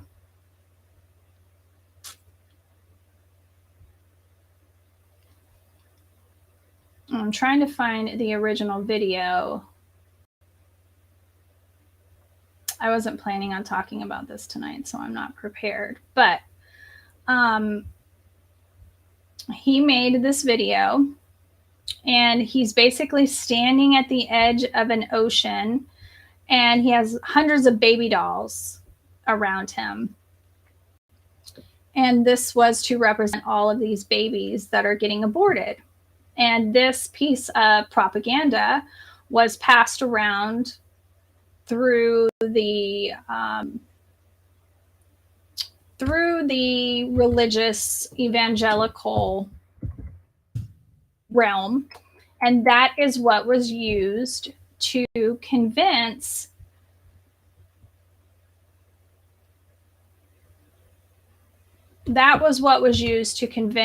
all of the evangelicals to become pro-life. And I found the video. So thank you all for still sticking around and being patient with me, because this is important. Made a good film series, if you want to call it good. In the technical sense, it had a huge impact on people, and as it began to grow. And then we were getting picketed by people like the National NARAL and other pro-choice organizations, and it started getting into the news. But what really changed was my father and I would go around talking to people like Jerry Falwell, Pat Robertson, the televangelists, and convincing them that this was going to be a big thing, an issue. They had to be talked into it. And that's where my father really played an instrumental role on two fronts. One, tens of thousands of evangelical Christians started watching these films in seminars and then in churches and in schools and in high schools and so forth. And then the next thing that changed, we began to convince them through the films. They were very effective as propaganda.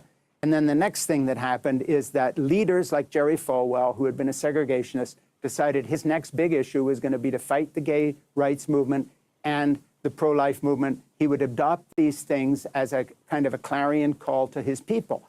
They were talked into this by my dad. And before that, they had not been in this camp. And they used your films, as you yourself say, very effective, actually well-made visual propaganda that you were able to use and they were able to use. I do think something is extraordinary that maybe our viewers won't remember, that also Falwell and the moral majority, they were trying to oust from power and deny a second term to then President Jimmy Carter. They were trying to get Ronald Reagan in. Of course, Jimmy Carter was the first evangelical Christian to be president. You'd think they would like that. What's that weird twist? Why were they so, focused on getting him out and Reagan in? Well, Jimmy Carter was too decent a human being. He was compassionate to women. He was pro-choice. He was not a racist. He believed in integration. He wanted to increase voter rights for African Americans. Jerry Falwell was a segregationist. He was a far-right winger. He was a homophobe and a nasty piece of work. It's as simple as that. And basically, Jerry Falwell and these other guys could not manipulate Jimmy Carter. He was an evangelical Christian and a Bible teacher, literally, in Sunday school, but he was, in their view, the wrong kind of Christian because they had already so politicized their vision of the gospel that they were far more interested in the politics than they were in, if you want to put it in evangelical terms, sharing the love of Jesus. This is not what interested these guys anymore. They wanted to win elections, they wanted access to power, and they got it. And of course, in Donald Trump, you have the apotheosis of this 50 years later, where this group, not these individual people, but the group that they left behind, became totally politicized and were no longer even a religion anymore, but a political movement of the far right.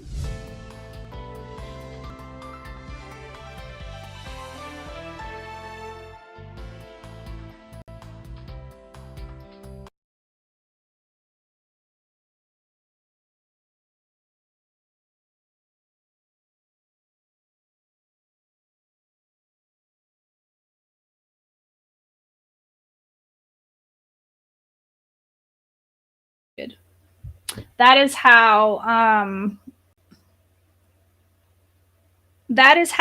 the abortion became politicized. And so with Reagan, they were able to corrupt. They were able to then start platforming pro-life as being a right-wing program. This could deposit up to $6,495 directly into. That's when that became a right-wing platform. But it's also, I don't think it was something that the politicians themselves ever really wanted, which is why it's always just been, they platformed on it, but never, did anything about it. Well, now we have the 2016 election. Okay. Ted Cruz was actually supposed to be the nominee because that was the evangelicals' wet dream. He's a member of the Federalist Society and the Heritage Foundation, and those are the groups that are funding all of the evangelical bullshit. Okay, that's where the money is coming from. All 6 of the current conservative Supreme Court justices are members of the Federalist Society. That is not by mistake. So Donald Trump wins the nominee. It was a fluke. It really was a fluke. Nobody expected him to win the nominee. Now everybody's like, oh shit, we got to take this motherfucker seriously, right? So the evangelicals say, well, you don't really have anybody backing you and funding you and helping you with your campaign. So what we'll do is we'll help you out. But we have 3 judges that we need you to get elected or pushed into the Supreme Court, nominated into the Supreme Court. Kavanaugh, Amy Coney Barrett, and who was the one before? I can't remember the other one. But they were all handpicked specifically for Donald Trump to get them nominated. And that's what happened. They backed him, they funded him, and he played ball. And that is why we're in the situation we're in now, where we're now facing Roe versus Wade being overturned. Gay marriage will be next. I am kind of going on a limb with the conspiracy because I think interracial marriage will go because of the whole great replacement bullshit. But as you saw with that first video, Jerry Falwell was against desegregation because he said it was going to be the end of both races. It would be the end of the black race and the white race. Really, like, he gave a shit about the black race. It was the white race. He didn't want to see mixed people walking around. So now you see why we're seeing such a rise and a mainstream in white Christian nationalism. It's not a coincidence that CPAC is in Hungary this year. Why is that a big deal? Well, because Viktor Orban has basically turned Hungary into what the evangelicals want here. It was a democracy before he was elected, and now he has basically systematically stripped away at their democracy, gerrymandered the country so nobody else can get elected. He owns the media. Okay? He owns the media. He owns whatever, like, their government public news or whatever is. And so when elections come out and you have somebody that is running against Victor and they want political ads get pushed out, they don't really get pushed out. And plus, he runs on fear. Oh, and he also doesn't accept the results of his elections when he loses. And he's big on building walls. Guess who loves Viktor Orban? I'll give you a guess. Just one guess. Yes, Donald Trump. So Donald Trump invited Viktor Orban to come to the White House. And I can't remember if it was 2018 or 2019. Now, the prior two administrations before Donald Trump, Obama and Bush, right? Was it Bush? They refused to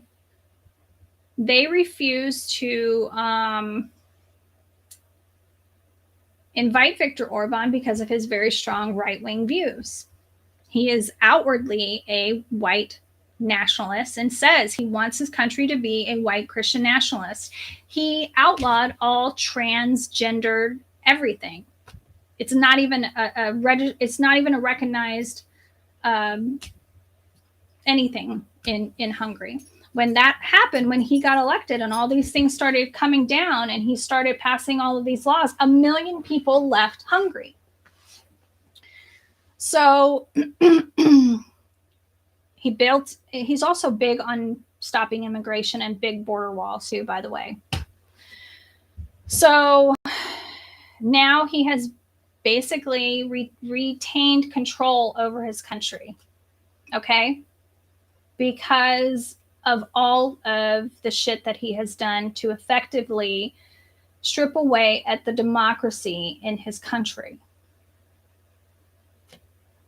So Donald Trump now invites Viktor Orban to the White House, 2018, 2019, somewhere around there. And he says that he loves him. And he has said, quote, "We're like twins." We're like twins. And CPAC is in Hungary this year. Last year, Tucker Carlson streamed from Hungary for an entire week, his show on Fox, an entire week, and just raved about it, raved about being over there in Hungary and how much he loved it. And he said that the United States should use Hungary as a blueprint for what we can accomplish here. I want to say what Victor has called his country now is, what did he call it? Like little liberalism or something? I don't know the exact term, but he's still calling it like it's a democracy, kind of, sort of. It's like an illusion of democracy there. You know what I mean? Does that make sense? Like, they still have freedoms, but they don't. And so that's why it's extremely important to understand how Donald Trump and the evangelicals are all tied together, and we're seeing everything unfold the way we're seeing things unfold.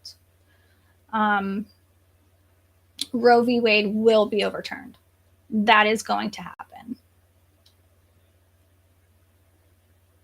And if the rest of the country does not see this and does not start to pay attention, because again, the next thing that they're trying to do is strip away public schools. So you're watching all of these laws passing all over the country, these anti-trans laws, these abortion trigger laws everywhere, right? This is just too convenient and too much of a coincidence for it to happen. It's systematically happening all across the country. All of the states are just following suit.